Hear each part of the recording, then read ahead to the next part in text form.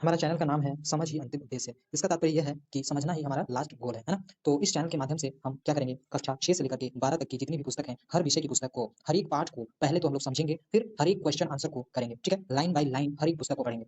तो समझ पा रहे होंगे कि मनुष्य और जानवर में एक ही फ़र्क है, वो है समझ। तो समझ को बढ़ाना है, तभी हम जानवर से मनुष्य की यात्रा को पूरा कर पाएँगे, है ना? अन्यथा हम जानवर ही रह जाएँगे, ठीक है? तो चलिए हम लोग साथ चलते हैं और समझ को अपने जीवन में लाते हैं, है ना?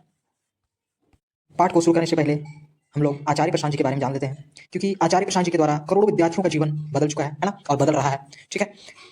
लगभग 22 से अधिक कंट्री के लोग जुड़े हुए हैं आचार्य जी से, है ना? 22 से अधिक कंट्री के लोग, जिसमें विद्यार्थी भी आते हैं, स्टूडेंट्स भी आते हैं, उनके जीवन में बहुत ज़्यादा परिवर्तन आया है। तो पहले हम जानते हैं आचार्य प्रशांत जी के बारे में। आचार्य प्रशांत जी क्या है? एक इंडियन फिलोसोफर हैं और एक ऑथर हैं, जिन्होंने 160 से अधिक पुस्तकें लिखी है ना? उनका एज अभी 47 ईयर का है। एजुकेशन उनका क्या है? वे सिटी मॉन्टेसरी से स्कूल से इंडियन इंस्टीट्यूट मतलब आईआईटी क्लियर किए हुए हैं, आईएएस क्लियर किए हुए हैं, यूपीएससी एग्जाम क्लियर किए हुए हैं, ठीक है ना? गेट, आईआईएम सारा एग्जाम जो टॉप इंडिया का टॉप एग्जाम होता है, वो आचार्य जी क्लियर किए हुए हैं, है ना? आगे देखते हैं कि आचार्य जी का जो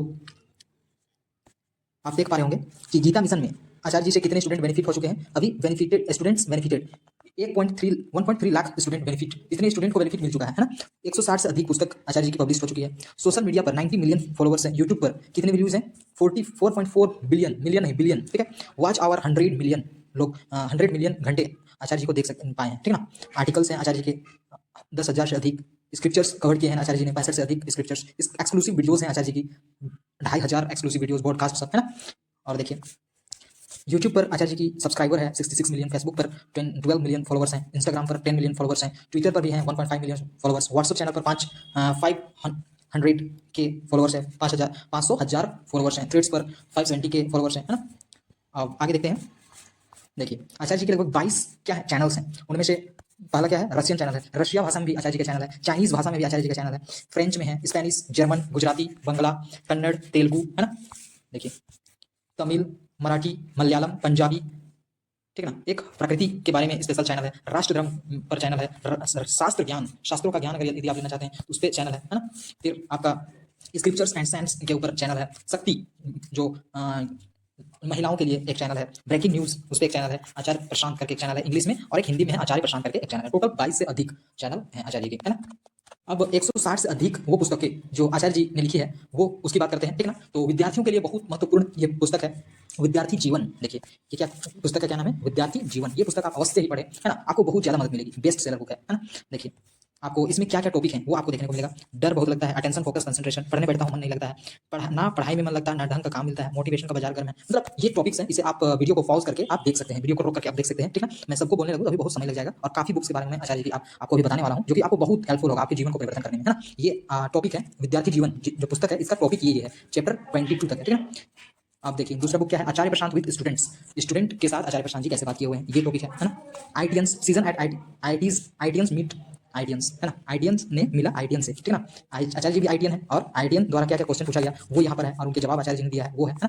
फिर डिकोडिंग सक्सेस के ऊपर एक बुक है ना? ये भी आपको बहुत हेल्पफुल करेगा, ठीक है? सफलता एक पुस्तक है जो कि विद्यार्थियों के लिए बहुत जरूरी है, ये सबसे ज्यादा जरूरी है। ज्वाला, यदि आप महान पुरुषों के छत्र छाया में रहोगे तो आपको हमेशा प्रेरणा मिलती रहेगी, और आप ज्यादा से ज्यादा पढ़ाई भी, हर काम में आप मन लगा पाओगे, है ना? आगे ये टॉपिक है उनके। फिर उत्कृष्टता, ऊंचा उठने को तैयार हो, ठीक है ना? देखिए ये सब टॉपिक है ना? एक्सीलेंस, उत्कृष्टता का ही इंग्लिश में एक बुक है, एक्सीलेंस, ठीक है? आगे इन्फिनाइट पोटेंशियल, अनलिमिटेड सक्सेस के ऊपर एक बुक है आचार्य जी की, ठीक है? फिर नेताजी सुभाष चंद्र बोस, संकल्प संघर्ष आजादी के ऊपर एक बुक है ना? लिखनी है नई कहानी, युवाओं के संग संवाद हुआ है, बात हुआ है, वो एक बुक है। मन गलत दिशा क्यों भागता है, ये सब मतलब ये टॉपिक्स हैं, आप देख सकते हैं, वीडियो को पॉज करके बिल्कुल देखिए, और आप विजिट कीजिए आचार्य जी की पुस्तकों को, बहुत आपको जीवन में लाभ मिलेंगे विद्यार्थी जीवन में, है ना? साहस एक बुक है, इसमें ये टॉपिक्स हैं। समय एक बुक है जिसमें ये सब टॉपिक है, समय यूं ही फिसल ना जाए जिंदगी, है ना? फिर संघर्ष एक पुस्तक है, अपने विरुद्ध, संघर्ष अपने विरुद्ध, है ना? ये टॉपिक्स हैं आपको मिलेंगे देखने को। फिर ज्ञान मस्ती, आचार्य प्रशांत की बच्चों के साथ गपशप हुआ है, वो एक पुस्तक है ना? फिर पंचतंत्र के ऊपर एक पुस्तक है जिसमें कहानियां दिया हुआ है, और ये बच्चों के लिए बहुत हेल्पफुल है, इसमें कहानियों के साथ आचार्य जी की शिक्षाएं भी है ना? फिर वैसे तो काफी बुक्स है, लेकिन मैंने वही बताया है जो स्टूडेंट्स के लिए काफी मददगार है, और ये सब भी बहुत मददगार है। सारे पुस्तकों को आपको जरूर से जरूर आप देखिए, विजिट कीजिए, समझिए, है ना? देखिए 160 से अधिक पुस्तकें हैं आचार्य जी की, आप देख पा रहे होंगे, है ना? तो ये पुस्तकों को यदि आप लेना चाहते हैं तो आप क्या कीजिएगा कि आपको प्ले स्टोर में टाइप करना होगा आचार्य प्रशांत ऐप, आचार्य प्रशांत जी करके टाइप करना होगा, आपको एक ऐप आएगा। ये टाइप को आप अगर आपके फ़ोन में डाउनलोड है तो ठीक है, और नहीं है तो आप डाउनलोड कर लीजिएगा। मेरे फ़ोन में डाउनलोड है तो मैं ओपन कर लेता हूँ। जैसे ही आप ओपन कीजिएगा, है ना, आपको ऐसा इंटरफेस आएगा, आप नेक्स्ट कीजिएगा, नेक्स्ट कीजिएगा। नेक्स्ट करने पर आप फिर आपको देख पा रहे होंगे, आप लॉगिन विथ गूगल दिख रहा होगा और ईमेल, लॉगिन विथ ईमेल दिख रहा होगा, तो आप इस पर क्लिक कीजिएगा, लॉगिन विथ गूगल पर क्लिक कीजिएगा, है ना। तो जैसे ही आप इस पर क्लिक करते हैं, आपका अकाउंट चूज करने के लिए आ जाता है, आप अकाउंट चूज करते हैं और फिर आप लॉगिन हो जाते हैं, है ना। इसमें आप क्या कीजिएगा, आपको ये 3 डॉट जो कॉर्नर में दिख रहा होगा, हाँ मैं आपको शो करता हूँ, 3 डॉट देखिए, कॉर्नर में 3 डॉट दिख रहा होगा, उस पर क्लिक कीजिएगा। आपको फिर आपको ऑल बुक्स पर जाना है, ठीक है ना, ऑल बुक्स पर जाइएगा। हाँ, आपका बुक आ चुका है, ठीक है ना। आप जैसे कि मान के चलिए कुछ भी बुक आप लेना चाहते हैं, मान के चलिए कि आप विद्यार्थी जीवन का ही बुक लेना चाहते हैं, है ना। तो आप क्या कीजिएगा, विद्यार्थी जीवन बुक के ऊपर टाइप कीजिएगा और फिर आप इस पर हार्ड कॉपी पर आप टाइप कर सकते हैं, ठीक है ना। हार्ड कॉपी पर टाइप कर दीजिएगा, आपका डायरेक्ट हो जाएगा क्रोम के साथ, ठीक है। और यहाँ पर आप बाई कर सकते हैं, ठीक है, ओके। अब हम जानते हैं आचार्य प्रशांत जी का ऐप के बारे में। तो ऐप में आप क्या कर सकते हैं, इसमें आपको क्या क्या लाभ होंगे। आचार्य प्रशांत जी के ऐप में आप आचार्य प्रशांत जी की सर्कल में रहेंगे, है ना। पहली बात, आचार्य प्रशांत जी के सर्कल में आप रहेंगे, है ना। वर्ल्ड में जितनी फिलोसफी है, फिलोसफर को आप जान पाएंगे, क्लाइमेट चेंज के बारे में जान पाएंगे, है ना। साइंस के बारे में बहुत सी साइंस की बातें आपको यहाँ मिलेंगे। इंडियन फिलोसफर जितने भी हैं उनके बारे में, वर्ल्ड फिलोसफर और इंडियन फिलोसफर के बारे में आप जान पाएंगे, ठीक ना। लोक धर्म के बारे में क्या क्या बातें हैं वो जानेंगे, करंट अफेयर जानेंगे, हिस्ट्री जानेंगे, डिजिटल सर्विलेंस जानेंगे, ठीक ना। पेरेंटिंग कैसे करना है वो जानेंगे, ठीक ना। वुमेन इंपावरमेंट के बारे में जानेंगे, पोएम, बहुत से अच्छे अच्छे पोएम आपको मिलेंगे आचार्य जी की, है ना। और अन्य लेखकों का भी पोएम आपको देखने को मिलेगा, बुक्स मिलेंगे। जनरल इंस्पायर्ड, आप इंस्पायर होंगे बहुत से लोगों से, है ना, महान व्यक्तियों से। अच्छी अच्छी जो आपको नई सीख देती है वैसी मूवी की आपको जानकारियाँ यहाँ मिलेंगी। आपको कोट्स मिलेंगे, ठीक ना। और स्पोर्ट्स से रिलेटेड आपको बातें, कैसे संघर्ष करना है, कैसे स्पोर्ट में आपको जीत हासिल करना है, बहुत सी चीज़ें आपको सीखने को मिलेगी। पढ़ाई स्टार्ट करने से पहले मैं आपको एक जानकारी दे देना चाहता हूँ। यदि आप किसी वीडियो का स्पीड को बढ़ाना चाहते हैं या घटाना चाहते हैं, तो आप क्या कीजिएगा, आपको कॉर्नर में एक सेटिंग का आइकन दिख रहा होगा, उस पर क्लिक कीजिएगा, है ना। देखिए, फिर आपको ऐसा इंटरफेस खुलेगा, तो आप देख पा रहे होंगे कि प्लेबैक स्पीड लिखा हुआ है, उस पर क्लिक कीजिएगा, ठीक है। अब इससे आप कम या अधिक कर सकते हैं, यहाँ आप देख पा रहे होंगे, यहाँ से आप कम या अधिक कर सकते हैं। स्पीड को बढ़ाना है तो आप ऐसा प्लस साइन की ओर ले जा सकते हैं और स्पीड को कम करना है तो माइनस साइन की ओर ले जा सकते हैं, ठीक है। आज हम लोग पढ़ेंगे सजीव एवं उनका परिवेश, कक्षा 6 की पुस्तक हमारा विज्ञान, पाठ 5, ठीक है। तो शुरू करने से पहले हम आचार्य प्रशांत जी की कोट्स को देख लेते हैं, है ना।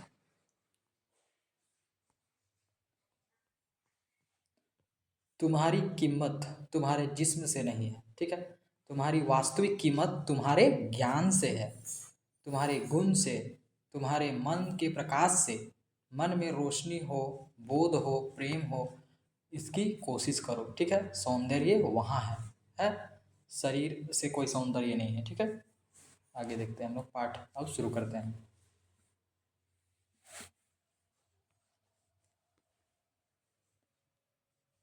सजीव एवं उनका परिवेश। सजीव जो जीवित चीज हैं, जीवित जीव हैं, और उनका रहने का जगह। परिवेश मतलब हमारे चारों ओर जितने भी आपको दिख रहे होंगे दृश्य, सभी परिवेश होते हैं, ठीक है।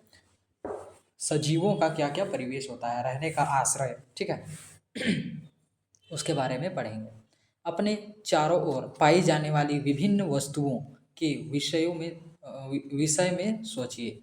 आपके चारों ओर जितने भी अलग अलग विभिन्न मतलब अलग अलग वस्तु जो पाए जाते हैं, सामान पाए जाते हैं, उसके विषय में सोचिए, उसके बारे में सोचिए।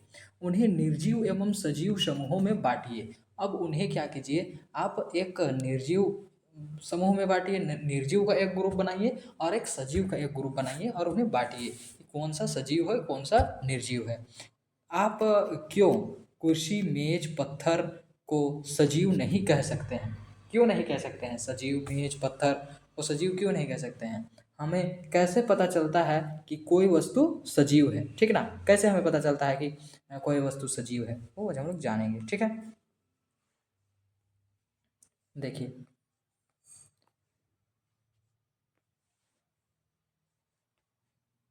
आइए इसके लिए सजीवों के एक एक लक्षण का विचार करते हैं। एक एक लक्षण पर हम लोग विचार करेंगे। सभी सजीव वस्तुओं में कुछ विशिष्ट लक्षण होते हैं। जितने भी सजीव वस्तु होते हैं, जीवित वस्तु होते हैं, उनमें कुछ न कुछ विशिष्ट मतलब अनोखा कुछ लक्षण होता है। जैसे कि श्वसन, वह सांस ले सकता है, वह उत्सर्जन कर सकता है, ठीक ना, वो उत्सर्जन कर सकता है। और उद्दीपन कर सकता है कि प्रति अनुक्रिया प्रजनन कर सकता है, अपनी बच्चा पैदा कर सकता है, ठीक है ना, अंडे देना या गर्भ धारण करना, ऐसा बच्चे दे सकता है। गति, उसका गति होता है, मतलब एक जगह से दूसरी जगह वह हिल डुल सकता है, वह उसकी वृद्धि होती है, मतलब वह बढ़ सकता है, ठीक ना, साइज उसका बढ़ सकता है, ठीक है। तो आप देख सकते हैं उत्सर्जन, उत्सर्जन और उद्दीपन मतलब क्या होता है आपको मैं बताता हूँ। उत्सर्जन मतलब होता है, तो देखिए उत्सर्जन का मतलब क्या होता है। उत्सर्जन मतलब सजीव द्वारा अपचयी क्रिया, ठीक है ना, मेटाबॉलिक प्रोसेस से उत्पन्न हानिकारक या अनावश्यक अपशिष्ट पदार्थों को शरीर से बाहर निकालने की क्रिया है। ये क्या है, शरीर से अनावश्यक अपशिष्ट मतलब जो शरीर में नहीं रहने योग्य चीज़ें होती है उसे जो बाहर निकालने का जो प्रक्रिया होता है, जैसे कि पेशाब मूत्र के द्वारा, पसीना के द्वारा निकाल दिया जाता है, या पौधे का गैस निकलना, जैसे कि क्या गैस, ऑक्सीजन का निकलना, ठीक है ना, या अपशिष्ट पदार्थ विषाक्त हो सकते हैं। ये अपशिष्ट पदार्थ यदि शरीर में ही रह जाए तो ये विषाक्त हो सकते हैं, मतलब जहर बन सकते हैं। तो ये मूत्र के द्वारा द्वारा या पसीना के द्वारा या पौधे में गैस के द्वारा ये निकल जाते हैं, ठीक है ना, जितने भी जीवित चीज़ों से। और जीवित रहने के लिए इन्हें शरीर से निकालना आवश्यक होता है। उत्सर्जन विभिन्न जीवों में ठोस, तरल या गैस पदार्थों के निष्कासन के रूप में होता है। अलग अलग जीवों में अलग अलग प्रकार का होता है, जैसे कि पेड़ में होता है गैस के रूप में, इसीलिए गैस के रूप से हो रहा है, ठीक है ना। और हमारे शरीर से होता है पसीना और मूत्र के तौर पर, तो वो तरल के रूप में होता है। किसी में ठोस के रूप में भी होता है, ठीक है ना, जैसे कि मल जो होता है वो ठोस के रूप में भी होता है, ठीक है। तो अलग अलग प्रकार के होते हैं उत्सर्जन। और दूसरा क्या है कि जो सजीव होता है वो उद्दीपन के प्रति अनुक्रिया भी करता है। उसका मतलब क्या होता है, किसी व्यक्ति या सजीव को उत्तेजित या सक्रिय करने वाला कारक का या घटना जो बाहरी वातावरण में होने वाला बदलाव के प्रति प्रतिक्रिया उत्पन्न करती है। जैसे कि किसी को आप छूने से हाथ हटाना, किसी को आप छुएंगे अचानक तो वो हाथ हटा देता है।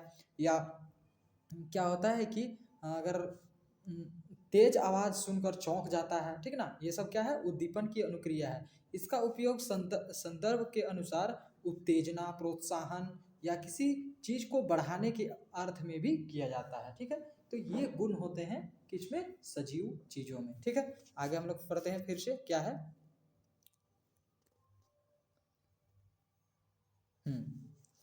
तो यहाँ तक समझ में आ गया आप लोगों को कि सभी सभी सजीव वस्तुओं में कुछ विशिष्ट लक्षण होते हैं, जैसे कि श्वसन लेना, सांस ले सकते हैं। उत्सर्जन मतलब अपशिष्ट चीज़ों को जो शरीर में रहने योग्य नहीं है उन चीज़ों को बाहर निकाल सकता है, सरल ठोस लिक्विड गैस के किसी भी रूप में, ठीक ना।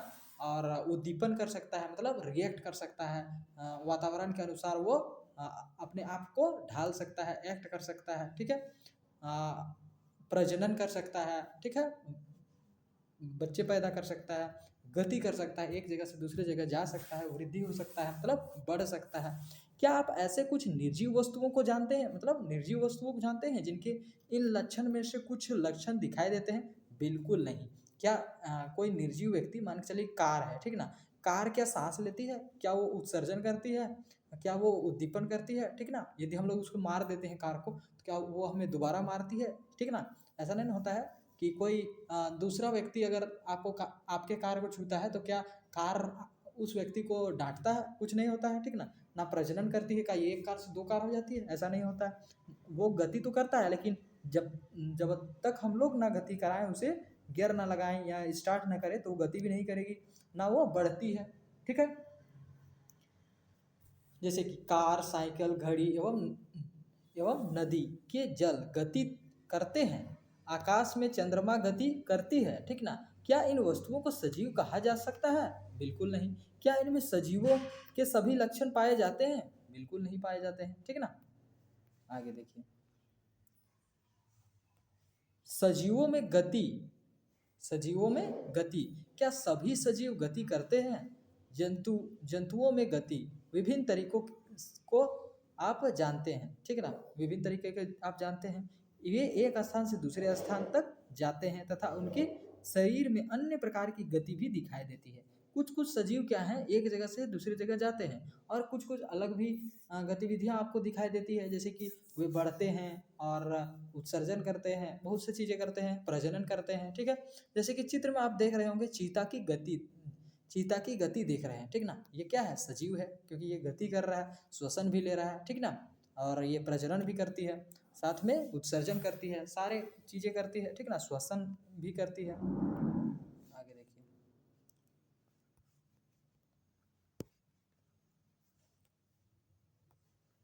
क्या पौधे भी गति करते हैं? बिल्कुल, पौधे गति तो नहीं करते हैं, वे सामान्यतः भूमि में जकड़े रहते हैं, अतः वे एक स्थान से दूसरे स्थान तक नहीं जा सकते हैं, ठीक ना।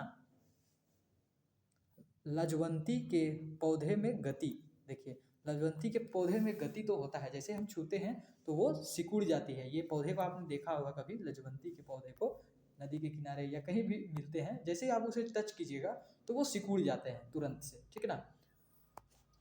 तो इसमें तो गति होती है कुछ कुछ पौधे में, ठीक है।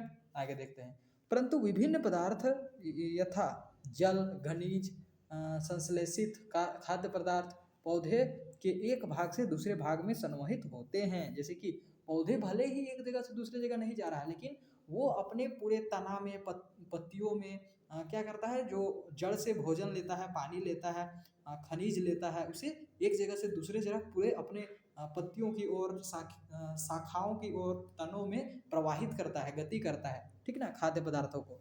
और क्या आपने पौधे में अन्य प्रकार की गति भी देखी है? लाजवंती के पौधे को छूने से इसका इसका मुरझा जाना भी गति ही है, ठीक ना।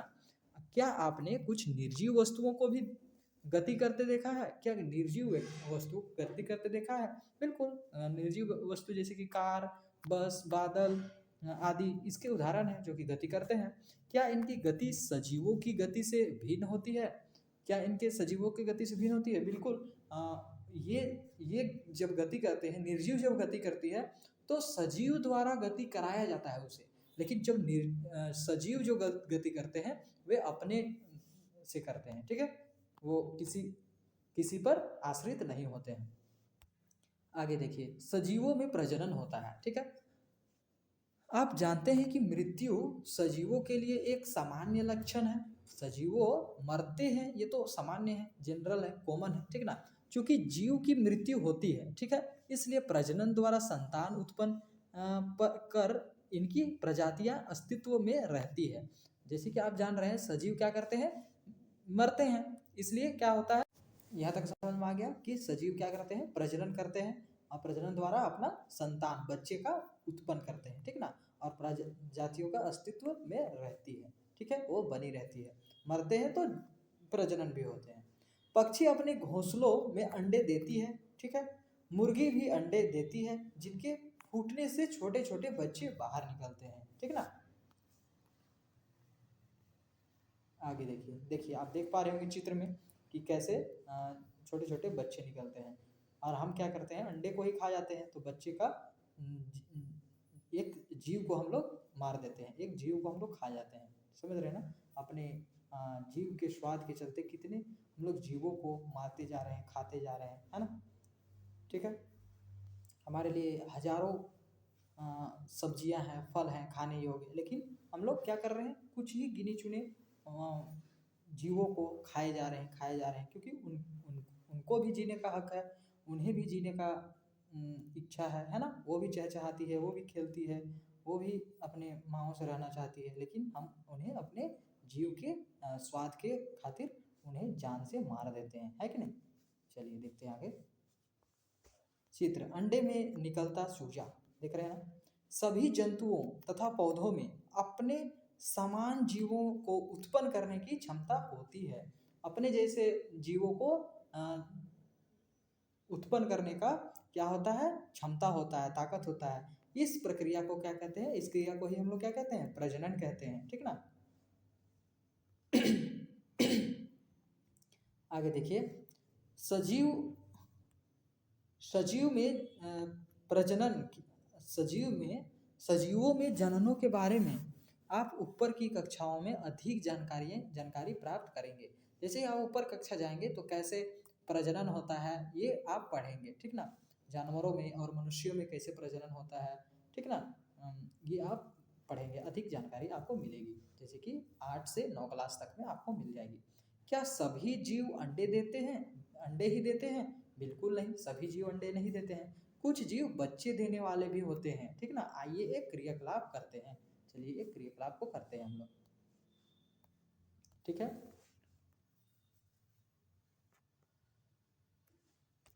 देखिए इसमें अंडे और बच्चे देने वाले जंतुओं की सूची निम्न सारणी के अनुसार बनाइए। क्रमशः क्रम संख्या दिया हुआ है। अंडे देने वाली जंतुएं क्या क्या है? मुर्गी है। बच्चे देने वाले खरगोश हैं। और यहाँ आप लिख सकते हैं फिर क्या अंडे देती है?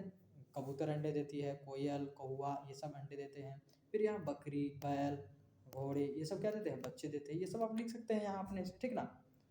आगे देखिए, पौधों के बीजों के अंकुरन से फिर नए पौधे का जन्म होता है। पौधे में जन्म की एक विधि यह भी है कि पौधे का ही एक भाग नए पौधे को जन्म देता है, ठीक ना। एक तो अंकुरित होकर के बीज से नया पौधा निकलता है, दूसरा पौधे से ही एक जगह से नया पौधा भी जन्म ले सकता है, ठीक ना। नए भाग पौधे का जन्म देता है। पौधे के बीजों के अंकुरन से फिर नए पौधे का जन्म होता है, ठीक है। जैसे अंकुरन होता है पौधे का बीज से, तो नया जन्म होता है पौधे का, ठीक है। आगे देखिए क्या है। अब क्रियाकलाप 2 को देखिए। क्रियाकलाप 2 में क्या दिखाया गया है? गुलाब की एक मोटी डंटी को उसके तने से अलग कर लीजिए। देखिए, आप देख पा रहे होंगे गुलाब की एक डंडी को तने से अलग कर दिया गया है और हाथ में रखा गया है ना। इसे कमल कहते हैं। इसे क्या कहते हैं? कलम कहते हैं। जैसे कि कलम करना, डंटी से अलग कर देना, मतलब मोटी डंटी को उसके तने से अलग कर देना। अगर हम लोग मोटी डंटी को यदि तने से अलग कर देते हैं तो क्या कहते हैं? उसे कलम करना कहते हैं, ठीक ना। चित्र में गुलाब के कलम से प्रजनन। अब कलम से कैसे प्रजनन होता है?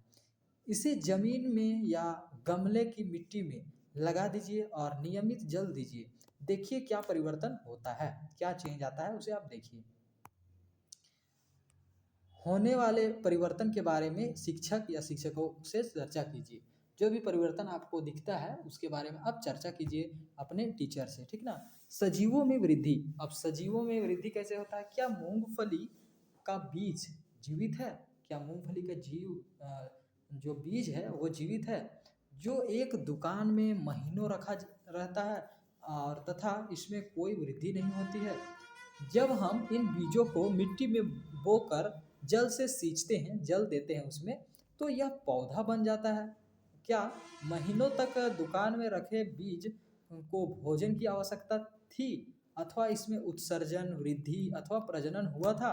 क्या उससे जो खराब चीज़ें शरीर के अंदर जो अपशिष्ट चीज़ होते हैं, क्या वो बाहर निकाल रहा था? क्या वो बढ़ रहा था? क्या वो प्रजनन कर रहा था? एक बीज से 2 बीज हो रहा था? ऐसा कह रहा है। वृद्धि सजीवों का एक प्रमुख लक्षण है। वृद्धि तो सब प्रमुख लक्षण है। आइए इस पर चर्चा करते हैं, ठीक ना। क्या बीज में वृद्धि हो रही थी, है ना? बिल्कुल। बीज उस समय क्या था? निर्जीव था, लेकिन जैसे ही हमने जल दिया तो वो सजीव हो गया, अंकुरित होने लगा, ठीक ना। अब क्रियाकलाप 3 को देखिए। आप अपने घर में अपने बचपन के जूते पहनने का प्रयत्न कीजिए। क्या कीजिएगा? आप अपने घर में बचपन के जूते पहनने का प्रयत्न कीजिए। क्या आप पहन पाते हैं? बिल्कुल नहीं। क्यों नहीं? क्योंकि इस तरह आप अपनी 2-3 साल पुरानी पोशाक पहनने का प्रयत्न कीजिए, है ना। इसी तरह आप क्या कीजिए? आप अपनी 2-3 साल पहले की पुरानी की पोशाक, जितने भी कपड़े हैं उसे पहनने का कोशिश कीजिए, ठीक है। क्या आप उसे ठीक से पहन पाते हैं? नहीं ना, ठीक है। इसी तरह आप शायद समझ गए होंगे कि अब आप पहले से बड़े हो गए हैं और जूते या कपड़े आपके लिए छोटे हो गए हैं। इसी बड़े होने को क्या कहते हैं हम लोग? वृद्धि कहते हैं, ठीक ना। इसी को क्या कहते हैं हम लोग? वृद्धि कहते हैं, ठीक है। एक छोटा सा चूजा, यहाँ क्या हो रहा है? हाँ, एक छोटा सा चूजा या मुर्गा या मुर्गी बन जाता है।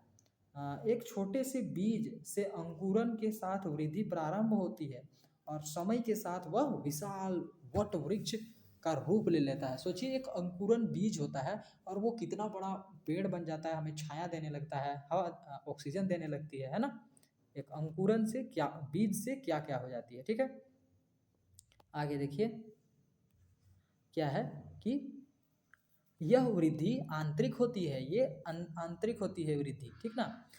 इसी पर मेंढक लार्वा से वृद्धि के पश्चात वयस्क बनता है। देखिए ये लार्वा है, लार्वा से ऐसा रूप धारण करता है, फिर मेंढक बन जाता है, ठीक ना। ये आंतरिक वृद्धि होता है। आगे देखिए, पेड़ पौधे में वृद्धि जीवन पर्यंत होती है, जीवन पर्यंत होती है, जबकि जंतुओं में वृद्धि एक निश्चित आयु तक होती है। देखिए पेड़ पौधे में जो वृद्धि होती है वो जीवन पर्यंत मतलब बहुत दिनों तक होता है, ठीक ना। और लेकिन जंतुओं में जो होती है वो एक निश्चित आयु होती है, एक फिक्स होता है कि हाँ इतना ही साल जिएगा। लेकिन पेड़ पौधों में वैसा कोई फिक्स नहीं होता है, ठीक ना, कि वो इतना ही साल जिएगा, 60 साल ही जिएगा। जैसे कि आदमियों में आजकल कहा जा रहा है कि 60 साल से ज़्यादा नहीं जी सकता है, पहले के 80 साल 100 साल जीते थे, ठीक ना। लेकिन बहुत से अपवाद हैं जो कि 100 साल से अधिक भी जीते हैं, ठीक ना। तो ऐसा लिमिट तो होता है मनुष्यों में या अन्य जीवों में, लेकिन पेड़ पौधों में ये लिमिट नहीं होता है, वो बहुत ज़्यादा साल भी जी सकते हैं, ठीक ना। प्रत्येक सजीव का एक निश्चित जीवन काल होता है, हर सजीव का एक निश्चित जीवन काल होता है, ठीक ना। वो अनंत जीवन नहीं जी सकता है। निर्जीव में भी सजीवों के गुण हो सकते हैं, निर्जीव में भी सजीवों के कुछ कुछ गुण हो सकते हैं, परंतु निर्जीव वस्तुओं में ये सभी लक्षण एक साथ नहीं दिखाई पड़ते हैं।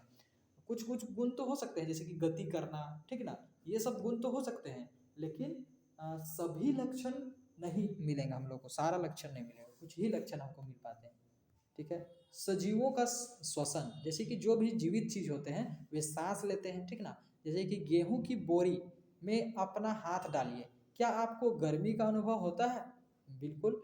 गेहूं की बोरी में उत्पन्न ऊष्मा बीजों के श्वसन के कारण होती है, ठीक ना। बीज क्या करते हैं, सांस लेते हैं, जिसके कारण वहां गर्मी हो जाती है, ठीक है। बीजों के श्वसन के कारण होती है। आप समझ में आया कि जब भी आप किसी बीज के बोरी में आप हाथ डालते हैं तो वो गर्म होती है, तो वो क्या होता है, बीजों का श्वसन के कारण होता है, ठीक ना। हमने देखा कि बीजों में श्वसन की क्रिया उस समय भी चलती रहती है जब अन्य जैव प्रक्रम उतने सक्रिय नहीं होते हैं, अन्य जो जैविक प्रक्रिया है उतने सक्रिय नहीं होते हैं, तब भी वो सांस लेते हैं, सोचिए, ठीक है ना। वो अंकुरित हुआ है, मतलब ऐसे ही पड़ा हुआ है, फिर भी वो श्वसन लेता है, समझ सकते हैं। सजीव वायुमंडल में ऑक्सीजन लेते हैं और कार्बन डाइऑक्साइड छोड़ते हैं, जिसे श्वसन कहा जाता है। तो वे कार्बन डाइऑक्साइड के कारण ही वहाँ गर्म हो जाता है वहाँ का स्थान, ठीक है। बोरी के अंदर, गेहूं के बोरी के अंदर का स्थान गर्म क्यों होता है, कार्बन डाइऑक्साइड जब छोड़ते हैं बीज, ठीक ना। तो श्वसन किसे कहा जाता है, वायुमंडल से ऑक्सीजन लेते हैं और कार्बन डाइऑक्साइड छोड़ते हैं, तो उसे हम लोग क्या कहते हैं, श्वसन कहते हैं, ठीक ना। यह सभी सजीवों की विशेषता है कि वो श्वसन लेते ही लेते हैं। ग्रहण किए गए भोजन से श्वसन की प्राप्ति द्वारा ही हमारे शरीर को ऊर्जा मिलती है। जो भी हम लोग भोजन ग्रहण करते हैं उसमें श्वसन की प्रक्रिया द्वारा ही हमारे शरीर में क्या करती है, ऊर्जा मिलती है, ठीक ना। जीव जंतु अपनी नाक द्वारा सांस श्वसन क्रिया करते हैं, ठीक है। और पेड़ पौधे मुख्यतः अपनी पत्तियों द्वारा करते हैं। बहुत से जीव अपने नाक द्वारा करते हैं, ठीक ना, नाक द्वारा सांस लेते हैं, लेकिन पेड़ पौधे क्या करते हैं, पत्तियों द्वारा। पत्ती में आपने पढ़ा होगा कि बहुत से छिद्र होते हैं पत्ती में, ये आपको माइक्रोस्कोप से देखने से आपको दिखता है, ठीक ना, ऐसे ही नंगे आंखों से नहीं दिखेगा, आप जब तक उसको उपकरण से देखना होता है। तथा पेड़ पौधे मुख्यतः अपनी पत्तियों द्वारा बनाते हैं। पेड़ में इनकी जड़ों व तनों द्वारा भी श्वसन होता है, वे अपने जड़ों से भी सांस लेते हैं, तना से भी सांस लेते हैं पेड़ पौधे, ठीक है।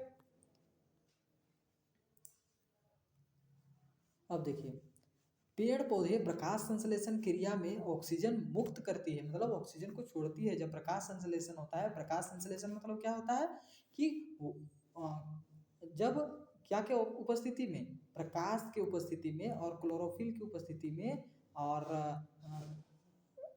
कार्बन डाइऑक्साइड की उपस्थिति में जब पौधा अपनी भोजन बनाती है, जिसके साथ क्या उत्पन्न करती है, मंड मंड उत्पन्न करती है, मतलब अपना खाना उत्पन्न करती है, साथ में ऑक्सीजन छोड़ देती है, उसी को क्या कहते हैं, प्रकाश संश्लेषण। तो पेड़ पौधे जब प्रकाश संश्लेषण क्रिया करती है तो ऑक्सीजन छोड़ती है, बिल्कुल छोड़ती है, जो श्वसन के लिए आवश्यक है, जो हमारे लिए सांस लेने के लिए बहुत आवश्यक है, ठीक ना।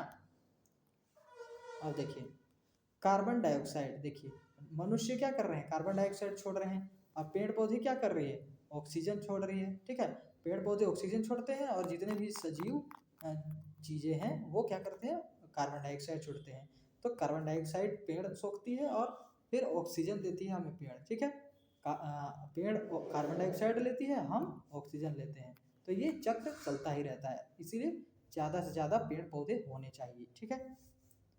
आगे देखते हैं हम लोग।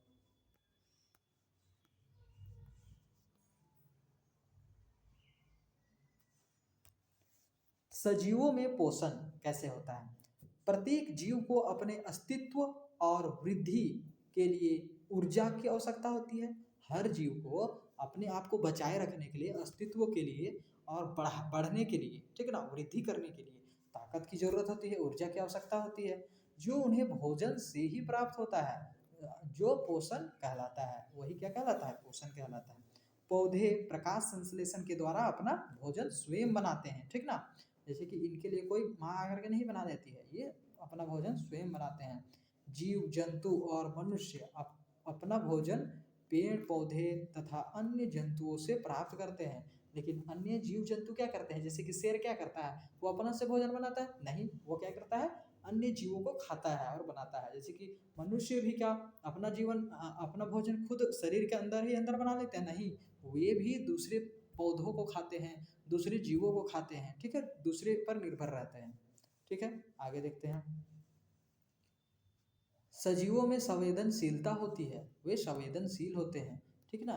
देखिए जैसे कि क्रियाकलाप 4, लजवंती छुई मुई कहा जाता है, जिसको छुई मुई पौधे कहा जाता है, कि पौधे की पत्ती को स्पर्श कीजिए तो आपको पता चलेगा कि वे संवेदनशील होती है, ठीक ना।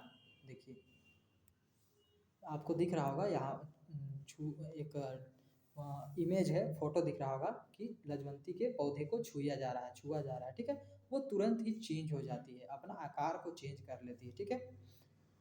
क्या सभी पत्तियां बंद होने लगती है, बिल्कुल सभी पत्तियां बंद होने लगती है, लजवंती के पौधे में संवेदनशीलता होती है। इसका अर्थ है कि लजवंती स्पर्श के प्रति संवेदनशील है, लजवंती क्या है, छूने के प्रति संवेदनशील है, मतलब छूते ही वो अपनी प्रक्रिया दिखाती है। इसी तरह जलेबी या इमली देखकर हमारे मुंह में पानी आने लगता है, आता है, बिल्कुल आता है।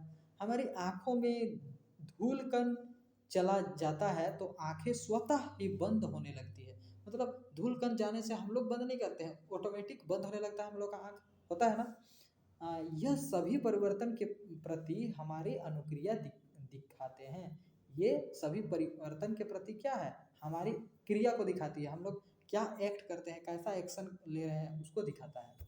इन परिवर्तनों को हम लोग क्या कहते हैं, उद्दीपन कहते हैं, ठीक है, इसी प्रक्रिया को क्या कहते हैं, उद्दीपन करते हैं, ठीक।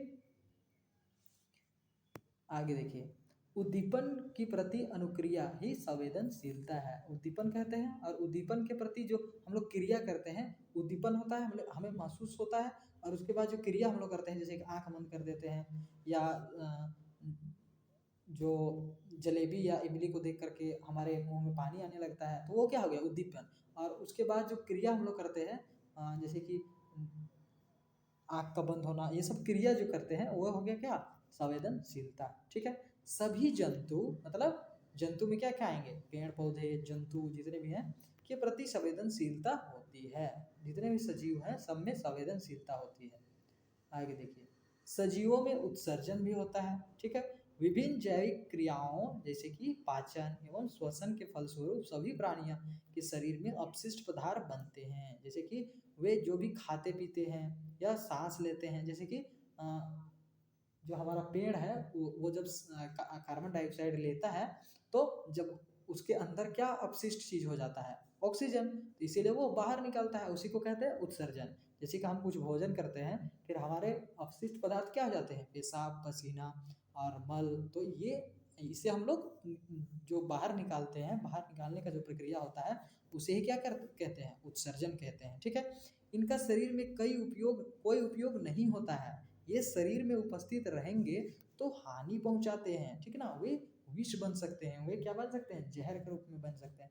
अतः इनका शरीर से बाहर निकल जाना आवश्यक है, बहुत जरूरी होता है। हानिकारक अपशिष्ट पदार्थों को शरीर से बाहर निकालने के लिए इस प्रक्रिया को क्या कहते हैं, उत्सर्जन कहते हैं। जंतु यह पदार्थ मल मूत्र, ठीक ना, जंतु यह पदार्थ मल मूत्र और पसीना, कार्बन डाइऑक्साइड गैस, का मुक्त होना आदि के माध्यम से उत्सर्जित करते हैं, ठीक है। पौधे में भी उत्सर्जन की क्रिया होती है, पौधे में भी होती है। जैसे कि कुछ पौधे गोंद, रबर, रोल, रेजिन, ठीक है ना, आदि का स्राव करते हैं, ठीक है। वे क्या करते हैं, ये सब स्राव करते हैं। देखिए आप देख पा रहे होंगे चित्र में, यह पौधे के लिए हानिकारक परंतु हमारे लिए उपयोगी होता है। ये पौधे के लिए तो हानिकारक होता है, जिसके लिए पौधा अपने अंदर से इसे छोड़ती है बाहर। देखिए अब ये क्या हो रही है, पौधे अपने बाहर अंदर से इसे छोड़ रही है बाहर की ओर। ये पौधे के लिए हानिकारक है लेकिन हमारे लिए उपयोगी हो जाती है। इससे हम रबड़ बना लेते हैं, गोंद बना लेते हैं, बहुत सी चीजें बन जाती है, ठीक है। देखिए यहाँ भी आप देख पा रहे होंगे कि कैसे रबड़ निकाला जा रहा है, ठीक है। यहाँ गोंद, रबड़ कैसे निकाला जाता है। आगे सजीवों के सजीवों के वास स्थान होते हैं। आपने मंडी में फल वालों को गली में आवाजें लगाते सुना होगा, फल ले लो फल, ठीक ना। नागपुर के संतरे, कश्मीर के सेब, हाजीपुर के केले और मुजफ्फरपुर की लीची ले लो फल, ऐसा सुना होगा। तो विभिन्न प्रकार की सब्जियां, बीज, जानवर इत्यादि मंडियों में बिकने के लिए आते हैं। विभिन्न प्रकार के सब्जी सब आते हैं, बीज आते हैं, जानवर आते हैं इत्यादि मंडी में, बाजार में बिकने के लिए आते हैं, ठीक ना। अब क्या होता है कि विभिन्न क्षेत्रों में रहने वाले जीव जंतु और पेड़ पौधे एक दूसरे से कुछ ना कुछ भिन्नता लिए हुए रहते हैं। मतलब कश्मीर का जो सेव आपको मिलेगा वो अन्य जगह के सेवों से थोड़ा अलग ही होगा। मतलब हर जगह का विभिन्न क्षेत्रों में रहने वाले जीव और जंतु, पेड़ पौधे एक दूसरे से क्या होते हैं, कुछ कुछ अलग होते हैं, भिन्नता होते हैं, ठीक ना। आगे देखिए क्रियाकलाप 5 को देखते हैं। आपने अपने गांव या शहर के परिवेश मतलब आसपास के चारों ओर जो दिखता है उसे ही हम लोग परिवेश कहते हैं। अपने गांव या शहर के परिवेश, बाग बगीचा, नदी, तालाब, जंगल, मैदान, पहाड़, मिट्टी, खेत, चिड़ियाघर आदि परिवेश में पाए जाने वाले जंतुओं और पेड़ पौधों के बारे में पता करके निम्नलिखित सारणी में लिखिए कि आपके आसपास क्या क्या पेड़ पौधे, नदी, नाले क्या दिखते हैं, उसे आप इस सारणी में लिखिएगा, ठीक है। तो देखिए बगीचे में क्या क्या मिलता है, गिलहरी, मैना, तितली, घास, मेंढक। पर्वतीय क्षेत्र में, पर्वत क्षेत्र में क्या क्या मिलता है उसे लिखना है। मरुस्थल, बालू वाला एरिया में क्या क्या मिलता है देख सकते हैं, ऊंट, नागफनी, बबूल, ये सब मिलते हैं। तो और क्या क्या मिलते हैं आप लिख सकते हैं। समुद्र एरिया में क्या मिलता है, खेतों में क्या क्या मिलता है, केंचुआ, चूहा, घास इत्यादि, ठीक है ना। तालाब में आपको क्या क्या मिलते हैं, ठीक है, मछली या अन्य चीजें, मेंढक, ठीक है। और पानी में उगने वाले पौधे ये सब मिलते होंगे, है ना। और बहुत से कीड़े मकोड़े ये सब, ठीक है। तो जो भी मिलते हैं आप इसमें सारणी में लिखना है। पौधे तथा जंतु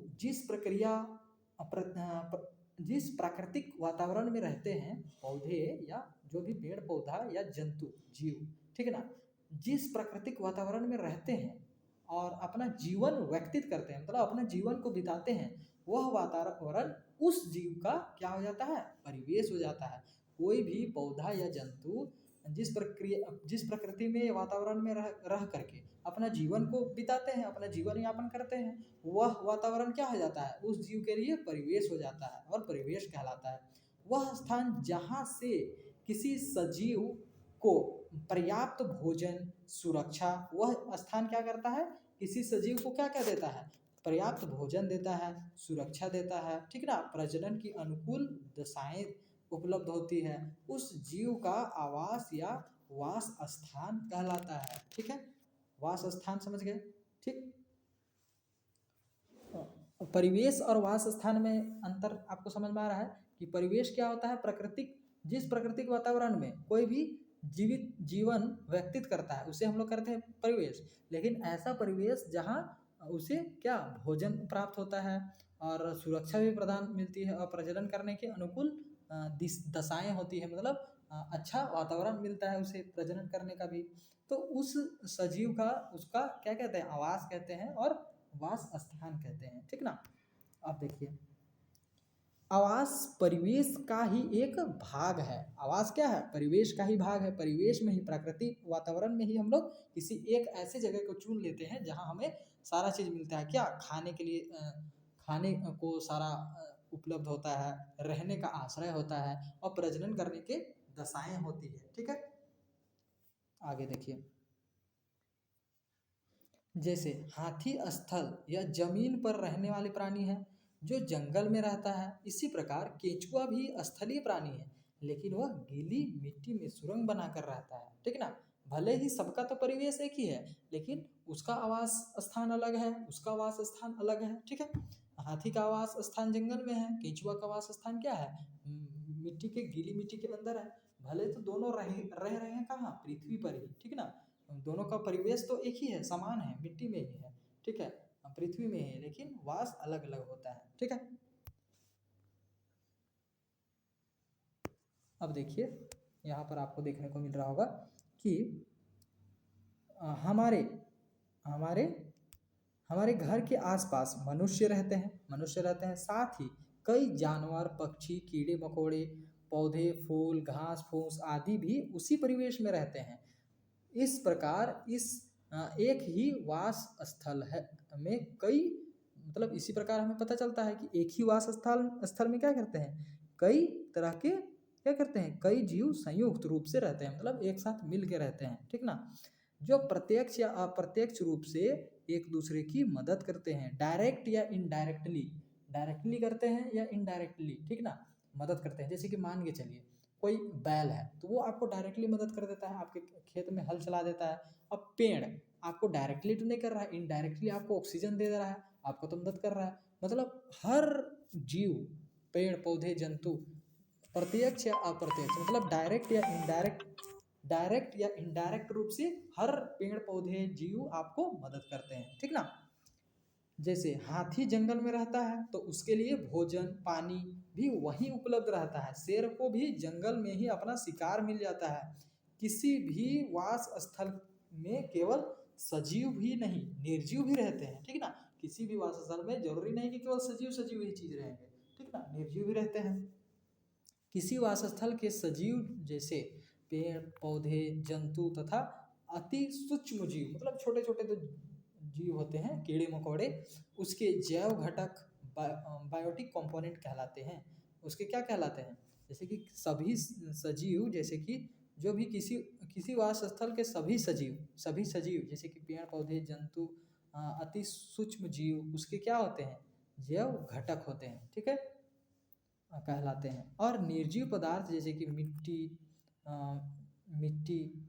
मतलब जो जीवित चीज होते हैं वे जैव घटक कहलाते हैं, जो निर्जीव जीव होते हैं उसे अजैव घटक कहते हैं। जैसे कि देखिए, मिट्टी, जल, वायु, प्रकाश, ताप, उसे क्या उस आदि उसके जैव घटक कहलाते हैं, ठीक है। किसी भी वातावरण का, किसी भी वास स्थल का जितने भी जीवित चीज होते हैं वे जैव घटक और जितने भी निर्जीव जीव होते हैं वे अजैव घटक, ठीक है, क्लियर है। आगे देखिए, दोनों घटक एक दूसरे के पूरक होते हैं, मतलब एक दूसरे के उल्टे होते हैं, एक दूसरे के लिए आवश्यक होते हैं, एक दूसरे के आवश्यक होते हैं। दोनों घटक क्या होते हैं, एक दूसरे के आवश्यक होते ही हैं। यदि हमारे पास मिट्टी नहीं होगी तो हम लोग कुछ कर पाएंगे ना, अन्न उगा पाएंगे ना, चल पाएंगे, कुछ भी कार्य नहीं कर पाएंगे। तो अजैविक भी हमारे लिए बहुत ज़रूरत है ना, और जैव घटक भी बहुत ज़रूरत है। जैसे कि पौधे, अगर पेड़ पौधे नहीं होंगे तो ना हमें भोजन मिलेंगे, ना हमें ऑक्सीजन मिलेंगे, है ना। तो जैविक घटक भी आवश्यक है, अजैविक घटक भी आवश्यक है। अब क्रियाकलाप 6 को हम लोग देखते हैं, ठीक ना। क्रियाकलाप 6 में क्या है, किसी तालाब या नदी के किनारे जाइए, ठीक ना। क्रियाकलाप 6 में हम लोग क्या कर रहे हैं, किसी नदी या तालाब के पास जाना है। उसमें एक और उसके पास आसपास उसमें उसमें और देखिए तालाब में, देखिए तालाब के किनारे हम लोग गए, तालाब या नदी के किनारे। अब देखना है कि उसमें और उसके आसपास रहने वाले सभी जीवों और पौधों की एक सूची को बनाइए कि नदी या तालाब के आसपास क्या रहते हैं और नदी या तालाब के अंदर क्या रहते हैं, उनकी आप सूची बनाइए, ठीक ना। और देखिए कि क्या उनमें कुछ भी ऐसे हैं जो जल तथा थल स्थल दोनों में रहते हैं। कोई भी ऐसा कोई जंतु है या कोई भी ऐसा चीज़ है जो कि जल में भी रहते हैं और थल में भी रहते हैं। बिल्कुल, मेंढक है ना। बहुत सी चीज़ें हैं जो जल में भी थल में भी, सूक्ष्म जीव भी रहते हैं बहुत से, है ना। वास स्थानों में कई प्रकार हो सकते हैं, वास स्थान कई प्रकार के हो सकते हैं। जैसे कि पहला हम लोग पढ़ेंगे स्थलीय आवास। स्थलीय आवास, स्थल या जमीन पर रहने वाले जीवों का आवास स्थलीय कहलाता है, ठीक है। जैसे कि वन या वन क्षेत्र, घास के मैदान, रेगिस्तान तथा पर्वतीय क्षेत्र या वन क्षेत्र। वन में घास पात, हड्डियाँ, झाड़ियाँ, बड़े बड़े वृक्ष होते हैं, बिल्कुल होते हैं। घास स्थल में घास होते हैं, शाकीय पौधे और झाड़ियाँ होती है, ठीक ना। आप देख पा रहे होंगे वन देख पा रहे हैं, आपको हाथी का चित्र दिख रहा होगा।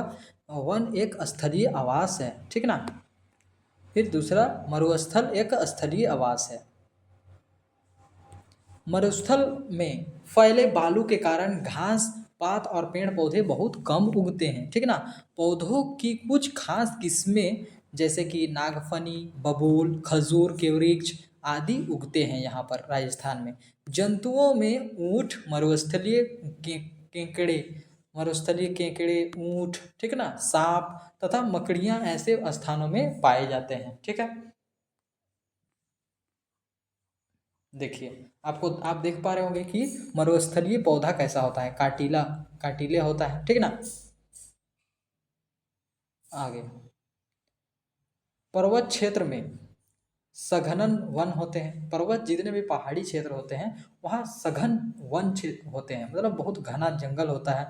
और ऊंचाई पर हिमपात भी होता है, मतलब सबसे ऊंचा में हिमपात मतलब बर्फ भी ढके होते हैं, ठीक है ना। इन क्षेत्रों में पौधों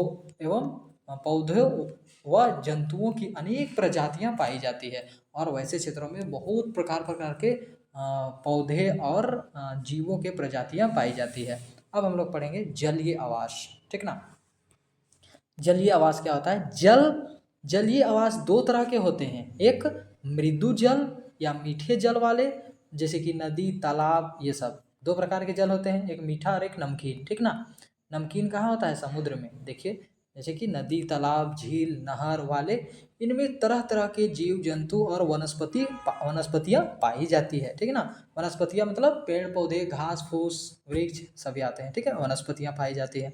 समुद्र या लवण जलीय वास स्थान लवणीय या खारे जल में कई प्रजातियों की मछलियाँ, केकड़े, ऑक्टोपस, डॉल्फिन, व्हेल तथा कई प्रकार की वनस्पतियाँ मिलती है, ठीक है ना। समुद्र में ये सब मिलती है और मीठे पानी में ये सब मिलती है, ठीक है ना।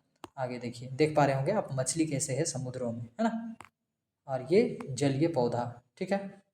जलीय पौधा कैसा होता है, मछली कैसा होता है, मतलब पौधे और वनस्पति और जंतु आपको मिल गया देखने को। जलीय आवास। अब वायु वायवीय आवास। अब वायु का क्या आवास होता है, ठीक है, पक्षियाँ जो उड़ते हैं, ये आवास सामान्य वायवीय जंतुओं एवं वैसे जंतुओं के लिए जाना जाता है जो पेड़ों में रहते हैं। किसके लिए जाना जाता है वायवीय आवास? पेड़ों में जो रहते हैं। ये मिथ्या नाम है, ठीक है, ये मिथ्या नाम है क्योंकि कोई भी जंतु यहाँ तक कि पक्षी भी हवा में रहते नहीं हैं। वायवीय आवास ये एक झूठा नाम है, ठीक ना, झूठा नाम है, ठीक है। वास्तव में इसमें कोई रहता नहीं है, ठीक है। हवा में कोई रहता है? कोई भी पक्षी नहीं रहता है, वो तो फिर आवास करते हैं पेड़ पौधे में ही करते हैं, है कि नहीं। जंतुएं यहाँ तक कि पक्षी भी हवा में नहीं रहते हैं। जब वे उड़ना बंद करते हैं तो स्थल पर आना ही पड़ता है और वे उड़ते समय सो भी नहीं सकते हैं, ठीक ना। क्या उड़ते उड़ते हुए सो जाएंगे? बिल्कुल नहीं। देख पा रहे होंगे कि वायवीय पक्षी चील, चील कैसे उड़ती है, वायुव्य मतलब हवा में ही इसका आवास होता है, लेकिन ये अंत में ये क्या करती है, किसी जगह ये रुकती होगी सोने के लिए स्थल में, है ना। कभी आपने सोचा है कि मेंढक क्यों नहीं उड़ता और तितलियां क्यों नहीं तैरती, है ना। क्या आपने कभी सोचा है कि मेंढक क्यों नहीं उड़ते हैं और तितलियां क्यों नहीं तैरती है। हाथी पानी में क्यों नहीं रहता है, हाथी पानी में क्यों नहीं रहता है और ऊंट जंगल में क्यों नहीं रहते हैं, ठीक ना। वास्तव में वास्तव में प्रत्येक प्रजातियों के जंतुओं का पौधों की शारीरिक बनावट और स्वभाव अलग अलग होती है, जो इन्हें वास स्थानों में रहने के लिए सहायक होते हैं। सभी के जो शरीर बने होते हैं वे अलग अलग स्थान के लिए बने होते हैं, ठीक ना। जैसे कि मेंढक का पानी के लिए बना होता है, वे फुदकने के लिए बने होते हैं, तैरने के लिए बने होते हैं उसके शरीर। और तितलियां के पंख होते हैं, उसके उड़ने के लिए बने होते हैं, ठीक है ना। हर जीव जंतुओं का अलग अलग वास स्थान पर रहने के लिए शरीर बना होता है। वे विशिष्ट संरचनाएं अथवा स्वभावगत विशेषताएं जो किसी पौधे अथवा जंतु को उसके परिवेश के समानांतर रूप में रहने की क्षमता प्रदान करते हैं, उसे अनुकूलन कहते हैं। देखिए, जो ऐसी संरचना, ऐसा शरीर का बनावट अथवा स्वभावगत विशेषता, जैसे कि स्वभाव ही होना, तैरने का स्वभाव होना या उसका शरीर ही ऐसा बन जाना, ठीक ना, जो पौधे या जंतु को उसके परिवेश में मतलब उस वातावरण में सामान्य रूप से रहने की क्षमता प्रदान करता है, ताकत प्रदान करता है, ठीक ना, उसको क्या कहते हैं, अनुकूलन कहते हैं, ठीक ना। तो वो अनुकूल है इस परिस्थिति में रहने के लिए, ऐसा कह सकते हैं, ठीक ना। जैसे कि यह स्थलीय, वायुवीय, मरुस्थलीय, पर्वतीय तथा जलीय सभी जीवों में होता है। सभी जीवों में कुछ ना कुछ अनुकूलन शक्ति होता है, ठीक ना। आइए हम कुछ, जैसे कि मान के चलिए आप किसी गर्म एरिया में रहने वाले को, जैसे कि ऊँट को आप बर्फीले जगह में ले जाइएगा तो वो नहीं रह पाएगा, वह उस जगह के लिए उसको अनुकूलन नहीं हो पाएगा, ठीक ना। वह उस जगह पे अनुकूलित नहीं हो पाएगा, वो नहीं रह पाएगा, ठीक है। और यदि आप बर्फीले भालू को यदि आप ले आएंगे मरुस्थल में, राजस्थान में, तो वैसा में वो भी नहीं रह पाएगा, है ना। तो उसके लिए अनुकूलित जगह क्या है, भालू के लिए अनुकूलित जगह बर्फीला एरिया है, बर्फीले भालू के लिए, और ऊंट के लिए मरुस्थल जगह ही है, ठीक है। आगे देखिए, आइए हम कुछ अनुकूलनों का अध्ययन करें। वन तथा घास स्थल में जीवों में अनुकूलन क्या होता है, वन में या घास की जगह में कोई जीव का कैसा कैसा अनुकूलन होता है। जैसे कि शेर, यह मांसाहारी प्राणी है, ये तो हम लोग जानते हैं कि वो मांस खाता है। इसका हल्का भूरा रंग इसके जंगल में छिपने में सहायक है। जैसे कि हल्का भूरा रंग जो होता है उसके कारण वह जंगल में छुप जाता है। छुपने का कारण क्या होता है, शिकारी जो उसका शिकार होता है, जिसको वह शिकार करने वाला होता है, जिसको वह खाने वाला होता है, वह उसे नहीं देख पाता है, जिसके कारण शेर उसे आसानी से पकड़ पाता है और अपना शिकार बना पाता है ना। यही अगर दूसरी जगह रहेगा तो वो आसानी से दिख जाएगा, तो कोई शिकारी उसके पास जाएगा नहीं, तो उसे खाने के लिए कहाँ से मिलेगा, है ना। कोई भी शिकार उसके पास जाएगा नहीं तो वो खाएगा क्या, है ना। तो जंगल इसके लिए क्या होता है, अनुकूलित होता है ना। इसके पैर तथा जबड़े की मांसपेशियां बहुत मजबूत होती है। उसका जो जबड़ा होता है, मुंह में जो जबड़ा होता है और जो मांसपेशियां होती है बहुत मजबूत होता है, तभी तो वो अपने शिकार को मार पाता है और जबड़े से जकड़ पाता है ना। और इसके बड़े बड़े दांत होते हैं ताकि मांस को वो चीड़ फाड़ पाता है ना। अब देखिए, आप देख पा रहे होंगे उसके चित्र में, आप देख रहे हैं कि कैसा उसका दांत है और जबड़ा है कैसा मजबूत, है ना, सभी चीज़ें। आगे, अपने पंजे में लंबे लंबे नाखून को दहाड़ते समय, है ना, अपनी अंगुलियों के अंदर खींच लेते हैं, ठीक है ना। अपने अंगुलियों के अंदर खींच लेते हैं दहाड़ते के समय, लंबे लंबे नाखून होते हैं, है ना, ताकि वे ना टूटे।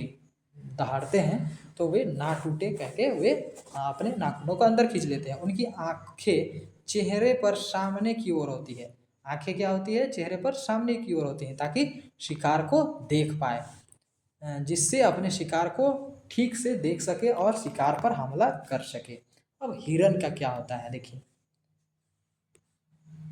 हिरन का आपको चित्र दिख रहा होगा यहाँ पर, दौड़ते हुए फुदकते हुए, है ना। हिरन यह एक शाकाहारी जंतु है, ये तो मांसाहारी नहीं है, यह शाकाहारी है। यह पौधों को की पत्तियों तथा मुलायम शाखाओं को खाता है, ठीक है।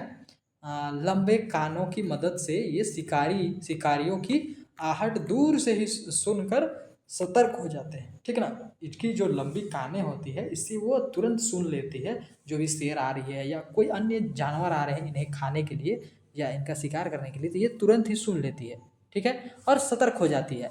इनकी पतली और लंबी टांगे इन्हें तेज गति में दौड़ने में सहायक करती है, उन शिकारियों से बचने में मदद करती है।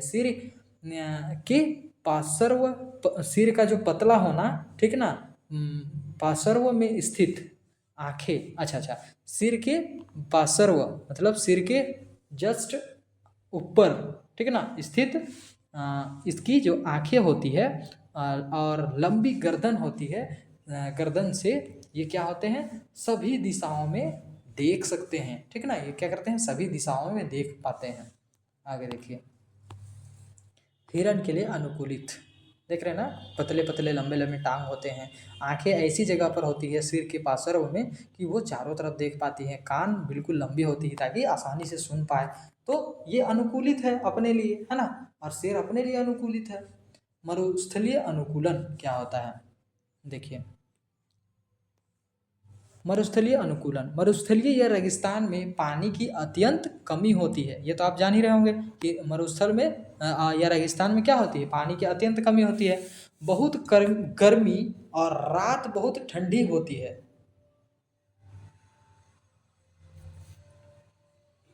क्या होती है, दिन में बहुत गर्मी होती है और रात में बहुत ठंडी होती है। यहाँ के निवासियों में इन परिस्थितियों से निपटने के लिए कई अनुकूलन होते हैं। अब यहाँ के व्यक्ति तो उन्हें आदत हो चुकी है कि उन्हें रात में कैसे करना है, दिन में कैसे करना है।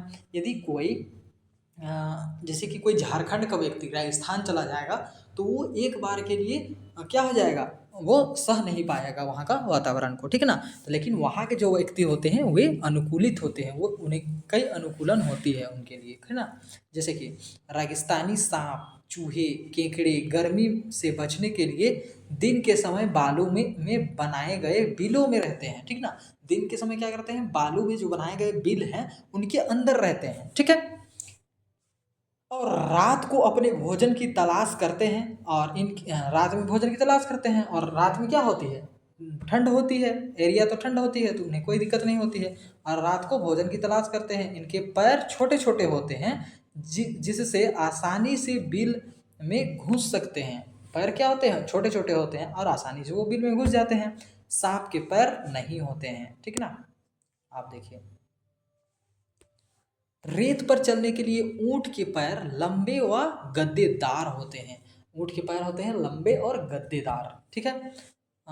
लंबे पैर की वजह से रेत की गर्मी से इनका शरीर कम प्रभावित होता है। जैसे कि लंबा पैर नहीं रहता, ठीक है, छोटा छोटा पैर रहता, तो शरीर में इसका गर्मी, जो रेत का जो गर्मी होता है वो शरीर को भी नुकसान पहुंचाता है ना, जल्दी शरीर गर्म हो जाता। तो लंबा पैर होने के कारण जो रेत का जो गर्मी होता है वो ऊँट का शरीर तक नहीं पहुंच पाता है अच्छे से, ठीक ना, और प्रभावित नहीं कर पाता है। ऊँट की पीठ पर कुबड़, जो कुबड़ होती है, आप देख पा रहे होंगे शायद, यहाँ चित्र दिया है, हाँ ये देखिए कुबड़ दिख रहा है आपको, ऊँट के पीठ के ऊपर दिख रहा है ये वाला एरिया, ठीक है।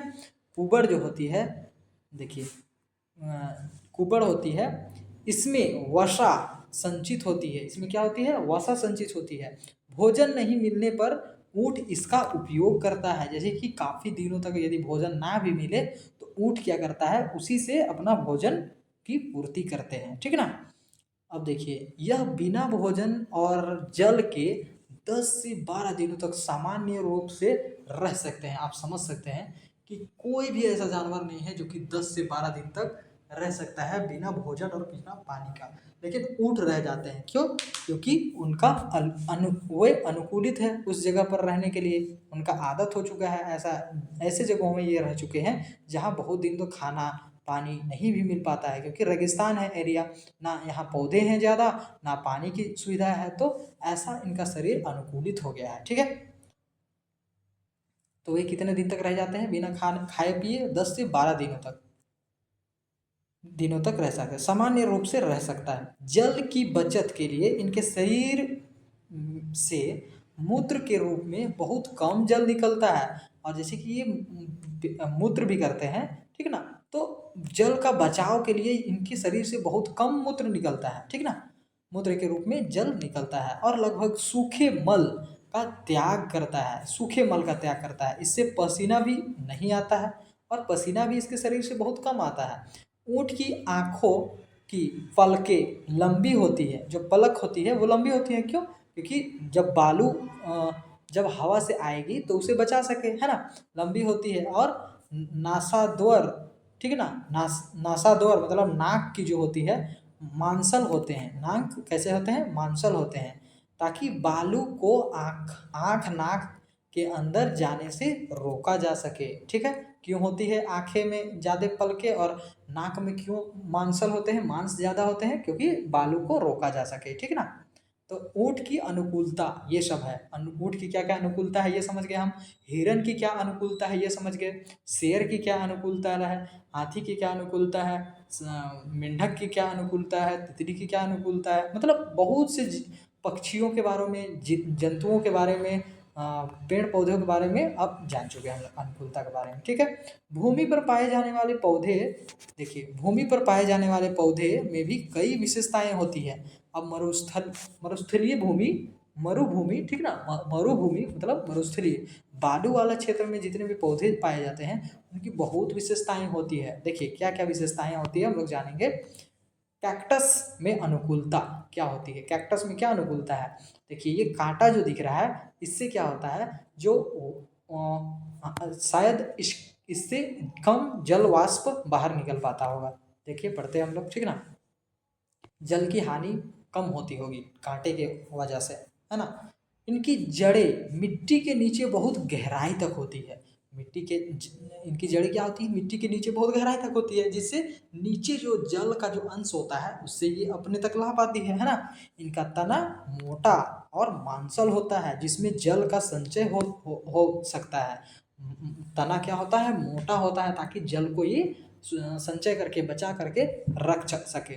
तने की ऊपरी परत मोटी होती है। तने की जो ऊपरी परत होती है वो क्या होती है? मोटी, और इस पर घने रोम होते हैं। रोम मतलब कांटे जैसे, ठीक ना, जो जल के वाष्पन को कम करती है। वाष्पन मतलब जल जो होता है वो भाप में बदलता है, उस क्रिया को कम करती है। कम वाष्पन होता है तो जल बचा के रख पाती है। पत्तियां छोटी शक्लपत्र या कांटों के रूप में होती है। इसकी जो पत्तियां होती है या तो एकदम छोटी छोटी होती है या कांटे के रूप में ही होती है। ठीक है, ये जल के वाष्पन दर को घटा देती है, ताकि जल का क्षय कम से कम हो, मतलब जल का कमी या जल नष्ट जो होता है वो कम से कम हो। पर्वतीय अनुकूलन के अब बारे में हम लोग पढ़ते हैं। क्या क्या पढ़ लिए हम लोगों ने? मरुस्थलीय पढ़ लिया अनुकूलन, ठीक है। अब हम लोग पढ़ेंगे पर्वतीय अनुकूलन, ठीक है ना। तो पर्वतीय अनुकूलन, पहाड़ी क्षेत्र में वृक्ष संक्वाकर होते हैं, ठीक है, संक्वाकर होते हैं, और कुछ वृक्षों की पत्तियां सुई की तरह पतली होती है, ताकि वर्षा का पानी बर्फ इन पर जमा ना रह सके। मतलब शंख जैसे कि एकदम फिसलने जैसा होता है, ठीक है ना, पतली पतली होती है, सुई की जैसी होती है। क्यों होती है? क्योंकि पहाड़ी क्षेत्रों में ज़्यादातर क्या होती है? बर्फ गिरती है, ठीक ना, वर्षा ज़्यादा होती है, तो पत्तों में ही ना जम के रह जाए, उससे पत्तियां सड़ जाएंगे, या बर्फ यदि पत्ते में रह जाएंगे तो वो भी खराब हो जाएंगे, है ना, जिसके कारण पत्तियां क्या होती है? सुई की तरह, बर्फ की पतली पतली होती है, सुई की तरह। ठीक है, अब देखते हैं पक्षी। पक्षी का आप चित्र देख पा रहे होंगे, ठीक है ना, ये क्या है? पक्षी। आगे देखिए, इन क्षेत्रों के जंतुओं की खाल मोटी होती है और लंबे लंबे बालों से ढकी होती है। क्यों? क्योंकि बर्फ गिरते हैं। पहाड़ी कुत्ते, झबरे, याक, पहाड़ी बकरियां आदि के बाल लंबे लंबे होती है ताकि इन्हें ठंड ना लगे, ताकि इन्हें ठंड ना लगे।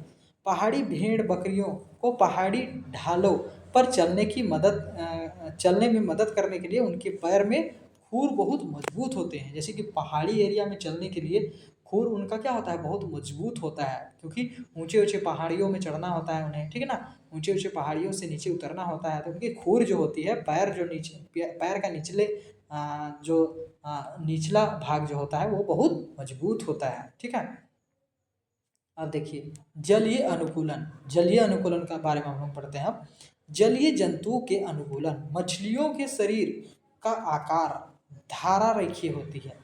मछली का जो आकार होता है, शेप होता है, वो धारा रेखीय होता है, धारा रेखीय होता है। अतः मछलियों का जो आकार होता है धारा रेखीय क्यों होता है, क्योंकि धारा को वो काट सके, ठीक है ना। आगे देखिए,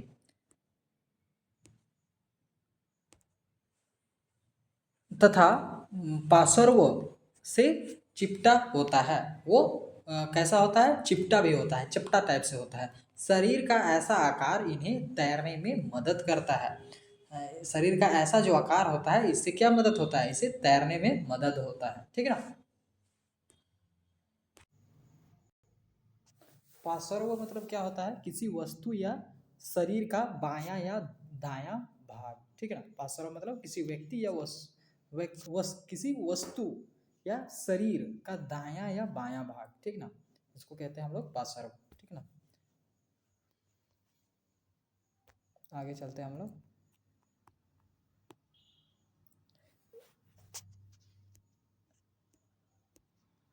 इनका शरीर सल्कों से ढका होता है, इनका शरीर क्या होता है, सल्कों से ढका होता है, ठीक।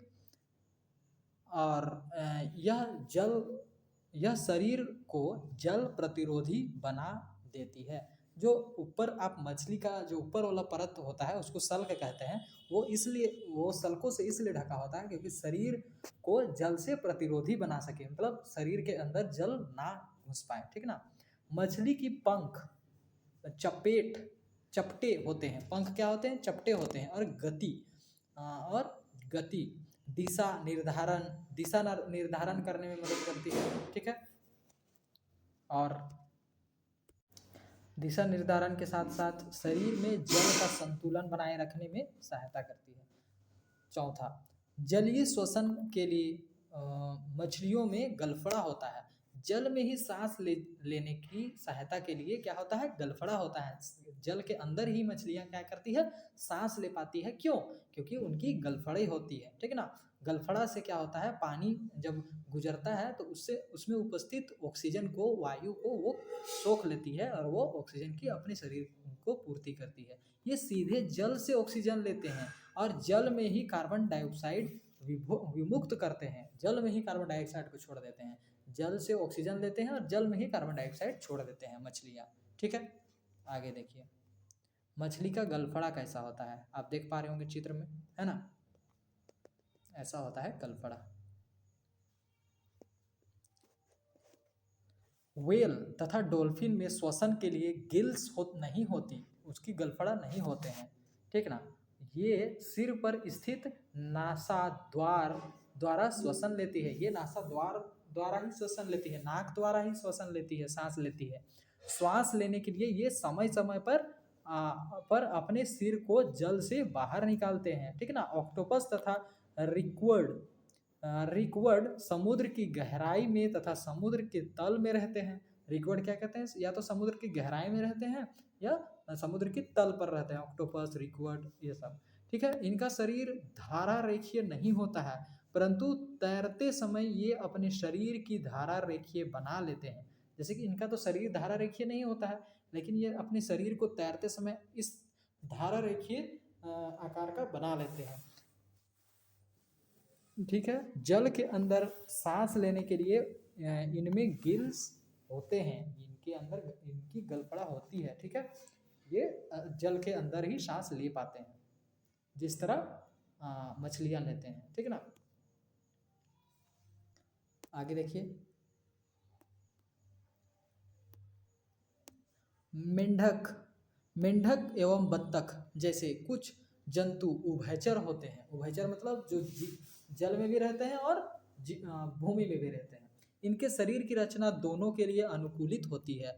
मेंढक का पिछला पैर लंबा, पिछला पैर कैसा होता है? लंबा होता है, ठीक है ना। पिछला पैर लंबा और मजबूत होता है, ठीक है। आप देख पा रहे होंगे फोटो में, पिछला पैर क्या होता है? लंबा और मजबूत होता है, ठीक है। जिससे वे ये छलांग लगा सकते हैं। इस पिछले पैर झिल्ली युक्त होते हैं, जिनसे तैरने में सहायता मिलती है। ऐसे ही झिल्ली युक्त पैर बत्तख के भी होते हैं। मेंढक और बत्तख नसा छिद्र तथा फेफड़े से श्वसन करते हैं। ये नसा छिद्र मतलब नाक में जो छिद्र होते हैं, देख पा रहे होंगे नाक में जो छिद्र है, बत्तख के भी नाक में छिद्र होते हैं। नसा छिद्र और फेफड़े से सांस लेते हैं, ठीक है। बत्तख और मेंढक में पैर में समानता देख पा रहे होंगे आप। बत्तख का पैर और मेंढक का पैर को देखिए, एक समान रहता है, ठीक है। झिल्ली होते हैं दोनों के पैर में बने हुए। जलवायु जलीय पौधों में अनुकूलन। जलीय, अब पौधे के बारे में पढ़ेंगे। जलीय पौधे में कैसे अनुकूलन होता है। जलीय पौधों के जड़, तने तथा पत्तियों में विशिष्ट संरचनाएं होती है। अलग तरह का संरचना बनावट होता है जो जलीय वातावरण के अनुकूलित होती है, ठीक ना। जलीय पौधे के जड़, तने तथा पत्तियों की क्या संरचनाएं ऐसी होती है जो जलीय वातावरण के लिए अनुकूलित होते हैं। जड़ों को जमीन से जल का लवण सींचने की आवश्यकता नहीं होती है।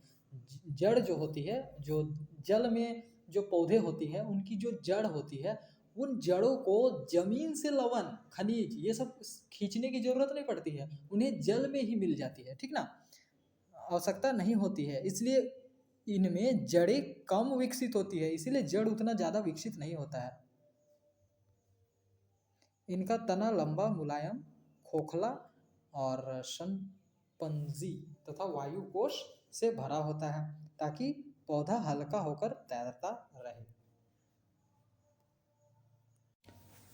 जलीय पौधा का जो तना होता है वो लंबा, मुलायम और खोखला होने के कारण ही क्या करता है? तैरता रहता है, ठीक ना। संपंजी तथा वायु कोश से भरा रहता है, वायु उसमें भरा रहता है और संपंजी रहते हैं, तो ताकि पौधा हल्का होकर तैरता रहे। अब पूर्णता देखिए, इसका अनुकूलन क्या है कि उसका तना जो होता है इस प्रकार का है, जिसके कारण वो हल्का हो जाता है और तैरता रहता है, ठीक ना। और उसकी पत्तियों की संरचनाएं ऐसी होती है कि जलीय वातावरण में वो अनुकूलित होता है, ठीक ना। पूर्णतः जलमग्न पौधों में पत्तियां लंबी रिबन जैसी या कई भागों में विभाजित होती है ताकि इनके बीच में जल प्रवाह आसानी से होता रहे। कमल और जलीय लिली जैसे पौधों की पत्तियों के ऊपर चिकनी एक परत होती है जिससे पत्तियों पर जल जमा नहीं हो पाता है, ठीक है ना। चिकनी एक परत होती है जिसमें जल जमा हो ही नहीं पाता है। जल कुंभी जैसे पौधों की पत्ती के पत्र तंत्र का निचला भाग फूला हुआ होता है। निचला भाग क्या होता है? फूला हुआ होता है, जिसमें वायु कोश भरा रहता है, वायु भरा रहता है, हवा भरा रहता है, ठीक ना। देख पा रहे होंगे आप जल कुंभी की पत्तियों का वायु कोश, ठीक है। अब वायवीय अनुकूलन। वायवीय अनुकूलन कैसा होता है? वायु में जो जंतु उड़ते हैं उनमें क्या क्या अनुकूलन होता है, ठीक है। पक्षी अपने पंखों की सहायता से हवा में उड़ते हैं तथा छोटे छोटे पैरों की मदद से सतह पर चलते हैं, ठीक है ना। पक्षियों की अस्थियां क्या होती है? हड्डियां जो होती है वो मजबूत तथा खोखली होती है, मजबूत होती है और खोखली होती है, जिसके कारण ये हल्के होते हैं। और आगे वाले पैर ही पंख के रूप में क्या करती है? परिवर्तित हो जाते हैं। आगे वाले जो पैर होते हैं वे पंख के रूप में परिवर्तित हो जाते हैं, बदल जाते हैं। छोटे में भी पैर की तरह होते हैं लेकिन बाद में पंख के जैसा बन जाते हैं। पक्षी की पेशियां अधिक विकसित और मजबूत होती है ताकि उड़ते समय पंखों को सहारा और गति दे सके। बहुत मजबूत होती है पसली, ताकि मदद दे सके, ठीक है ना, उड़ते समय पंखों को। पिछले पैर की हड्डी चलने तथा पेड़ की डाल पकड़ने के लिए रूपांतरित होती है। ऐसा रूप होता है उसका कि पेड़ के जो डाल होते हैं उसे पकड़ने में मदद करती है और चलने में मदद करती है जब वो जमीन में उतरती है, ठीक है ना। पक्षियों को अधिक ऑक्सीजन की ज़रूरत होती है, ठीक है। इस आवश्यकता को पूर्ति के लिए इनके शरीर में वायु कोश, ठीक ना, वायु कोश या वायु की एक थैलियाँ होती है। वायु कोश अतिरिक्त फेफड़े की तरह कार्य करता है, मतलब और एक फेफड़ा है कहने जैसे वायु कोश काम करता है, ठीक ना। इसे ऑक्सीजन की बहुत ज़रूरत होती है क्योंकि ऊंचाई में ऑक्सीजन की कमी होती है ना। तो इनकी क्या होती है, एक अलग से वायु कोश होती है, जैसा कि लगता है कि अलग से एक फेफड़ा दिया हुआ है ना। तो इसे उड़ने में मदद करती है। तो समझ रहे हैं क्या क्या अनुकूलन इसके हैं, ठीक ना। पैर का बनावट ये है, पंख की मांसपेशियाँ अलग होती है, खोखली होती है हड्डियाँ ताकि हल्का हो सके, ठीक ना। और वायु कोश अलग से होती है ताकि वायु ज़्यादा संचय कर पाए, ठीक ना, ज़्यादा बचा पाए, ज़्यादा रख पाए। हमने देखा कि विभिन्न प्रकार के सजीवों अलग अलग परिवेश में रहते हैं। अलग अलग परिवेश मतलब अलग अलग वातावरण में रहते हैं। कोई जल में रहते हैं, कोई थल में रहते हैं, कोई वायु में रहते हैं, है ना, कोई मरुस्थल में रहते हैं। और उनका शरीर भी इसके लिए अनुकूलन होता है, अनुकूल होता है, ठीक ना, उसके लिए सूट होता है, सूटेबल होता है। साथ ही जीवों के विभिन्न लक्षणों से भी अवगत हुए हम लोग, है ना। इन लक्षणों की विस्तार से जानकारी अगली कक्षा में आप जानेंगे। इन लक्षणों का और विस्तार से आप जानेंगे क्या क्या होती है अगली कक्षा में, 7 क्लास में, ठीक है। अब हमने क्या क्या सीखा वो देखेंगे। हमने सीखा क्या कि पौधे एवं जीव जंतु कहाँ रहते हैं और अपने जीवन को बनाए रखने के लिए आवश्यक वस्तुओं को प्राप्त करते हैं, वह स्थान उनका आवास कहलाता है, ठीक है ना। जहाँ वे जीवन को बनाए रखने के लिए वस्तुओं को प्राप्त करते हैं और स्थान, वह स्थान उनका क्या होता है, आवास होता है। पौधों और जीवों की उभयनिष्ठ लक्षण होती है, मतलब एक जैसा लक्षण होता है। उभयनिष्ठ मतलब एक जैसा लक्षण होता है कुछ कुछ। पौधे और जीवों की विशिष्ट लक्षण एवं स्वभाव जो उन्हें एक विशेष आवास में रहने के लिए अनुकूल बनाते हैं, उसे क्या कहता है, अनुकूलन कहलाता है, ठीक है। अभी हमने पढ़ा विभिन्न आवासों में सजीवों की विविध प्रजातियां पाई जाती है। हर आवास में अलग अलग प्रकार के, जैसे कि मान के चलिए मरुस्थल है तो वहाँ केवल ऊँट ही नहीं पाए जाते हैं या आदमी ही केवल नहीं पाए जाते हैं, अन्य अलग अलग प्रकार के भी सजीव पाए जाते हैं, ठीक ना। विविध प्रजातियां पाई जाती है और एक ही आवास में अनेक प्रकार की पौधे व जंतु भी रह सकते हैं। पौधे, जंतु एवं सूक्ष्म जीव संयुक्त रूप से जैव घटक बनाते हैं और चट्टान, मिट्टी मतलब निर्जीव चीज जितने भी हैं वो अजैविक घटक हैं, ठीक है।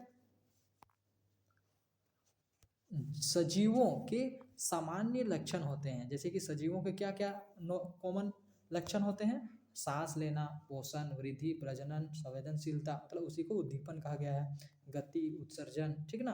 अब शिक्षक निर्देश क्या है, अपने आसपास के उद्यानों में विद्यार्थियों को शैक्षणिक भ्रमण के लिए ले जाएं, मतलब जितने भी पार्क होते हैं उस सब में शिक्षकों को विद्यार्थियों को ले जाने के लिए कहा जा रहा है, ठीक है ना। और उन्हें जैव और अजैव घटकों के बारे में समझाना है कि क्या है जैव घटक, क्या है अजैव घटक, ये समझाना है, ठीक है। आगे देखिए,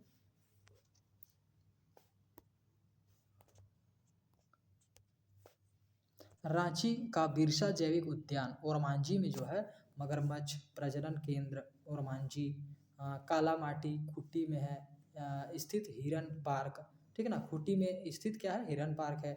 जमशेदपुर के पास दलमा शंक, ठीक है ना, रक्षित क्षेत्र। हजारीबाग का राष्ट्रीय उद्यान, पलामू टाइगर रिजर्व या इस तरह के क्षेत्र, अन्य क्षेत्र जो आपके आसपास हो उसके लिए प्रयुक्त हो, ठीक है, जो आपके आसपास हो इसके लिए उपयुक्त है, ठीक है ना। आगे चलते हैं हम लोग, अभ्यास प्रश्न उत्तर करते हैं। वैसे सारा प्रश्नों का मैंने उत्तर आपको दे दिया है, आप देख सकते हैं नीचे, ठीक है, सारा मैंने बना दिया है, ठीक है। देखिए ये आपको टेलीग्राम चैनल पर मिल जाएगा। वैसे आपको जानकारियाँ मैं पाठ के ख़त्म होने के बाद दे दूंगा, कहाँ से आपको मिलेगा सारा नोट्स, आप बने हुए रहिएगा अंत तक, है ना। देखिए हम लोग पहले क्वेश्चन को समझते हैं, आंसर तो मैंने लिख ही दिया है, समझना बहुत जरूरी है, ठीक है। पौधे एवं जंतुओं को स्थल में निवास करते हैं, पौधे एवं जंतु जो स्थल में निवास करते हैं उनके आवास को क्या कहा जाता है? जो पौधे या जंतु स्थल में निवास करते हैं उन्हें क्या कहा जाता है? उनके आवास को स्थलीय आवास कहा जाता है, ठीक ना, स्थलीय आवास। और जो जल में रहते हैं उसे जलीय आवास, और जो वायु में रहते हैं उसे वायुवीय आवास, ठीक ना। जो मरुस्थल में रहते हैं उसे मरुस्थलीय आवास, ठीक। दूसरा, मछलियाँ पानी में क्या करती है, द्वारा सांस लेती है? अपने गलफड़े के द्वारा, ठीक ना, अपने गिल्स के द्वारा, ठीक है, गलफड़ा के द्वारा सांस लेती है, ठीक है। देख पा रहे होंगे आप कि पानी अपने क्या करती है, अपने गलफड़ों के द्वारा सांस लेती है, ठीक है। आगे, मृदा मृदा मतलब मिट्टी, जल, पत्थर, ताप किसी आवास के क्या होते हैं? अजैव घटक होते हैं। मृदा, जल, पत्थर ये सब क्या है? अजैव। और जो पेड़ पौधे, कोई छोटा जीव, सूक्ष्म जीव, ये सब क्या है? जैविक घटक है, ठीक है। ये क्या है? अजैव घटक है। याक को खली स्थान से बचाने के लिए उसका शरीर लंबे बालों से ढका होता है। क्या से बचाने के लिए? ठंड से बचाने के लिए, ठीक है। आगे देखिए, सही विकल्प को चुनिए, सही ऑप्शन को चुनना है। एक जंतु जमीन और जल दोनों में रहता है, एक जंतु जो जमीन और जल दोनों में रहता है, इसकी एक पूंछ होती है और शरीर पर सल्क होते हैं। यह जंतु क्या है? यह जंतु क्या है? ना शार्क है, ना मेंढक है, ना मछली है। मेंढक का तो नहीं होता है पूंछ, किसका होता है? मगरमच्छ होता है, ठीक ना, जो जल में भी रहता है और थल में भी रह सकता है, और उसका एक पूंछ भी होता है, ठीक है, मगरमच्छ। अब खंड 3 को करेंगे, ठीक ना। खंड क और खंड ख से मिलान कीजिए। खंड क में क्या है? मेंढक। मेंढक क्या है? अंडे भी देते हैं और बच्चे भी देना, ठीक है ना। वृद्धि, वृद्धि मतलब क्या? शरीर का आकार का बढ़ना। प्रजनन मतलब क्या? कि प्रजनन मतलब अंडे देना और बच्चे देना, ठीक है। और मेंढक का क्या होता है? कि वो अंडा देने वाला जंतु होता है। पोषण मतलब क्या होता है? पोषण मतलब भोजन करना, ठीक है। उत्सर्जन मतलब हानिकारक पदार्थों को शरीर से बाहर निकालना। और संवेदनशीलता मतलब संवेदनशीलता, हाँ, संवेदनशीलता मतलब अंधेरे में रस्सी देखकर डर जाना, मतलब कहीं वो सांप तो नहीं है ऐसा करके डर जाना, ये संवेदनशीलता होता है, ठीक है। तो ये मैंने करा दिया है, वैसे अभी मैंने फिर से समझा दिया आपको, ठीक है। अब क्वेश्चन आंसर करते हैं। विभिन्न जंतुओं की तरह एक कार भी गति करती है किंतु वे सजीव नहीं माना जाता है, क्यों? अपने उत्तर के लिए कारण दीजिए। क्यों? क्योंकि वो सभी लक्षणों पर नहीं खरा उतरती है, जैसे कि श्वसन क्रिया, प्रजनन क्रिया, उत्सर्जन, उद्दीपन, मतलब सभी लक्षणों पर ये खरा नहीं उतरती है, जिसके कारण ये क्या है? सजीव नहीं है, ठीक ना, भले ही वह गति करती है, ठीक। दूसरा, कैक्टस मरुस्थलीय जीवन यापन के लिए किस प्रकार अनुकूलित है? कैक्टस किस लिए अनुकूलित है? क्योंकि उसका तना जो होता है मोटा होता है, मोटा होने के कारण वो ज़्यादा जल को संचय कर पाता है। जड़ें जो होती है वो गहराई तक जाती है, जिससे वो जल को नीचे से भी खींच पाता है। तथा पत्तियां जो होती है वो कांटीली होती है या पतला पतला होता है, जिससे जल वाष्पन जो होता है वो बहुत कम होता है, जल का क्षय कम होता है, जल नष्ट कम होता है ना, ये पढ़े थे हम लोग। फिर शेर का कौन सा अनुकूलित लक्षण उसे शिकार करने में सहायता करती है? कौन सा अनुकूलन लक्षण शेर को सहायता करती है शिकार करने में? उसके जो नाखून लंबे लंबे होते हैं, दांत लंबे लंबे होते हैं, जबड़ा जो होता है वो मजबूत होता है, मांसपेशियां मजबूत होती है, ठीक है, आंखें आगे की ओर होती है, ठीक है, ये सब। और उसकी जो रंग होती है वो भूरा रंग की होती है, ताकि वो छिपने में मदद करती है, ठीक है। दूसरा, आपके बगीचे में एक गुलाब का पौधा है, आप किस तरह इसकी संख्या बढ़ा सकते हैं? कैसे आप संख्या बढ़ा सकते हैं? एक आप क्रियाकलाप देखे होंगे कि उसकी क्या करते हैं, कलम करके, कलम करना मतलब तने से डंटी को अलग करना, उसे ही कलम कहते हैं, ठीक है। तो कलम करके आप अलग अलग गमले में उसे लगा दीजिएगा उसके डंटियों को, तो एक एक गुलाब से काफ़ी सारे गुलाब हो जाएंगे, है ना। किसी ऐसे निर्जीव वस्तु का उदाहरण दीजिए जिसमें सजीवों के दो लक्षण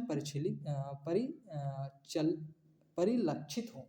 ऐसे कोई सजीव चीज़ों का उदाहरण दीजिए जिसमें दो लक्षण सजीवों का भी जुड़ा हुआ हो, तो वो कौन होगा? वह होगा हमारा जैसे कि देखिए कार, जैसे कि गति तो करती है और ईंधन ऊर्जा का उपभोग करती है, और सजीवों के कुछ लक्षण जैसे कि गति करती है, पोषण ऊर्जा भी लेती है ना, कार, ठीक है ना।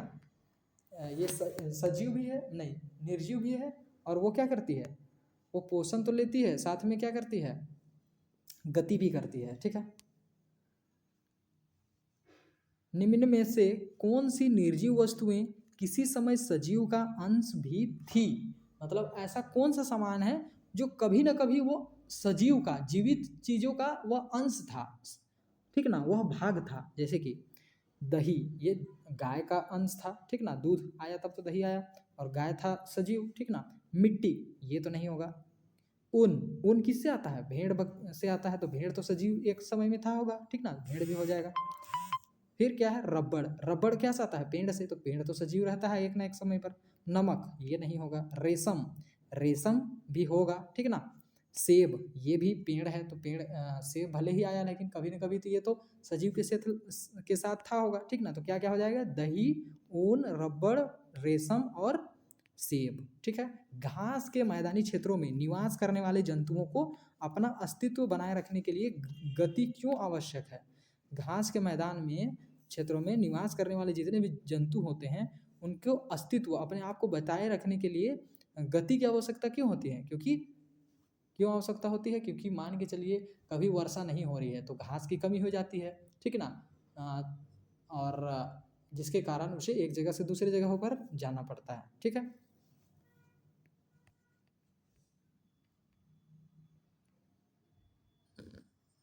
और साथ ही छिपने के लिए देखिए लिखा क्या गया है, घास के मैदानी क्षेत्रों में छिपने के स्थान कम होते हैं, इसलिए वहाँ रहने वाले जंतुओं को शिकारियों से बचने के लिए तेज गति से दौड़ना आवश्यक होता है ताकि बच सके। अच्छा, गति मतलब तेज, उसके शरीर में गति क्यों आवश्यक होती है ये कह रहा है। मतलब घास के स्थान में तो छिपने के लिए उतना जगह नहीं होता है, उसे गति रहेगा तभी तो वो तेजी से भाग पाएगा, है कि नहीं। अब देखते हैं हम लोग परियोजना कार्य। क्या है परियोजना कार्य? किसी ठंडे पहाड़ी क्षेत्र के विषय में जानकारी एकत्रित कीजिए। किसी ठंडे पहाड़ी क्षेत्र का जानकारी आपको एकत्रित करना है, जमा करना है। पता कीजिए कि कौन कौन से जानवर पाए जाते हैं और उनकी विशिष्टताएं क्या है, क्या क्या उसमें गुण हैं। इनके चित्र भी एकत्रित कीजिए, इनका एक रिपोर्ट तैयार कीजिए। ये आप खुद से कर सकते हैं, ठीक है। दूसरा, अपने राज्य के राष्ट्रीय उद्यानों के बारे में जानकारी एकत्रित कीजिए, ठीक है। राज्य के मानचित्र पर उन्हें ढूंढिए और चिन्हित कीजिए। ये सब आपको करना है खुद से, ठीक है, ताकि आपका IQ लेवल बढ़ सके, है ना, आगे, और आपका ज्ञान ज़्यादा बढ़ सके। वहाँ पाए जाने वाले विभिन्न पशुओं और पक्षियों का पता लगाइए। तो पता लगाना है, इन्हें सामान्य, दुर्लभ और विलुप्त प्राय श्रेणियों में विभाजित कीजिए कि कौन सामान्य होते हैं, नॉर्मल होते हैं, कौन कमज़ोर होते हैं, कौन विलुप्त हो रहे हैं, मतलब ख़त्म होते जा रहे हैं। तो इसे आप विभाजित कीजिए कि कौन जंतु या कौन पौधा ख़त्म होते जा रहा है, कौन कमज़ोर हो गया है, ठीक ना, कौन नॉर्मली मिलता ही मिलता है। इस कार्य में आप अपने घर वालों और पड़ोसियों या शिक्षकों की मदद ले सकते हैं, ठीक है। फिर क्या है, तीसरा नंबर में देखिए, उन सभी जानवरों की सूची बनाइए जो आपके घर में आपके साथ ही रहते हैं, ठीक ना।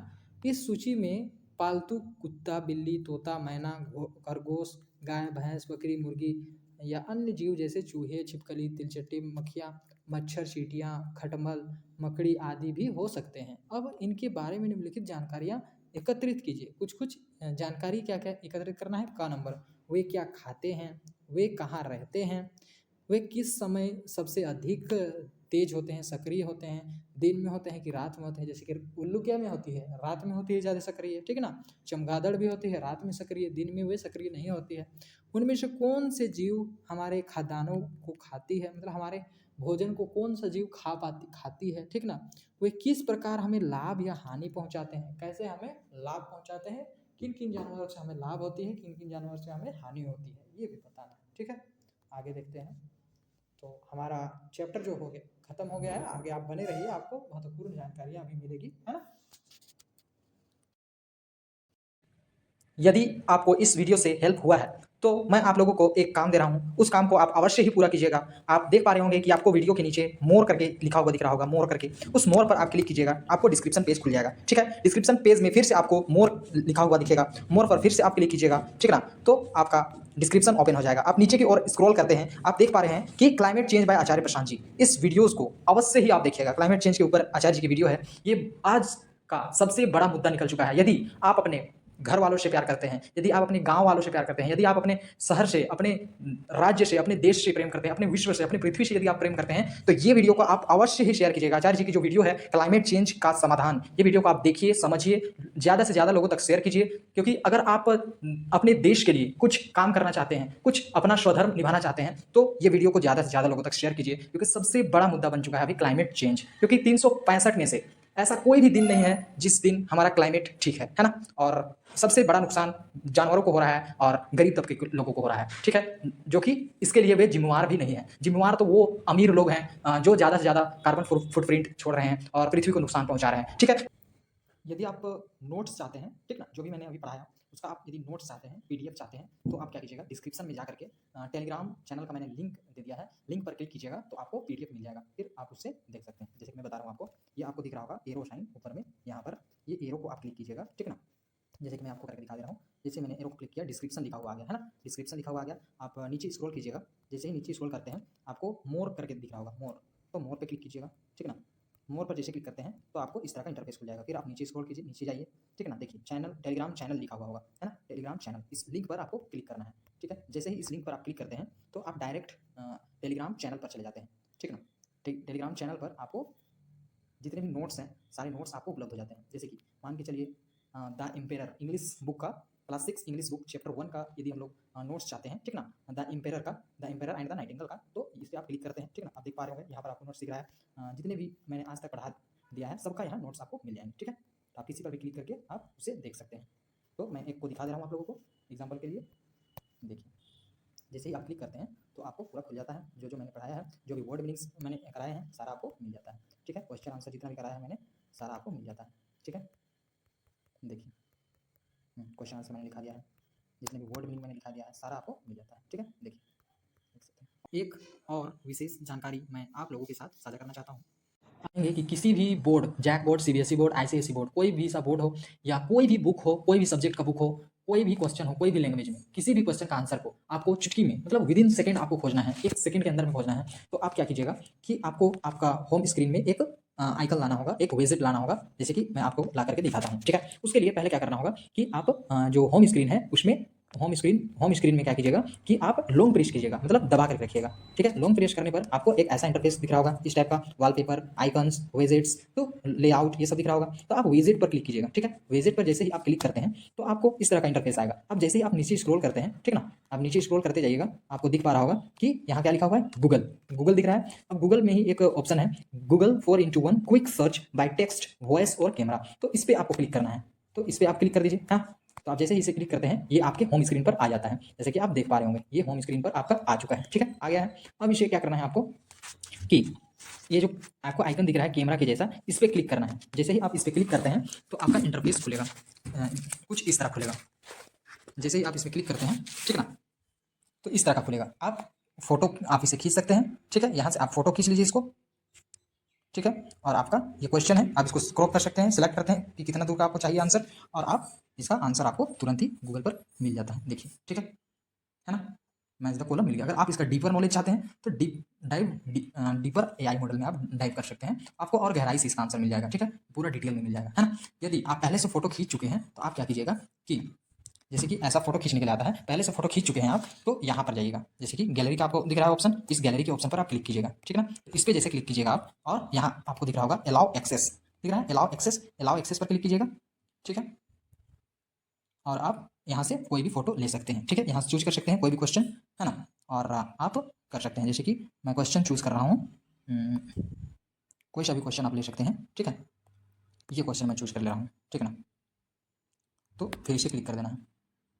कोई भी क्वेश्चन आप चूज करके उस पर क्लिक कीजिएगा तो आप क्रॉप कर लीजिए, जितना जितना दूर का आपको यदि चाहिए उतना दूर आप क्रॉप करके और आप क्वेश्चन का आंसर आप पा सकते हैं। ठीक है, यहाँ तक का मुझे चाहिए आंसर, तो मैं यहाँ तक क्रॉप कर लूँगा और आंसर खुद ब खुद हमें मिल जाएगा। देखिए सारा चीज़ का क्वेश्चन का आंसर हमें मिल गया। यदि और डीप में यदि जानना चाहते हैं तो क्या कीजिएगा, इस पर क्लिक कीजिएगा, dive deeper in AI model. ठीक है, तो एआई के द्वारा आपका क्वेश्चन का आंसर आ जाएगा, है ना।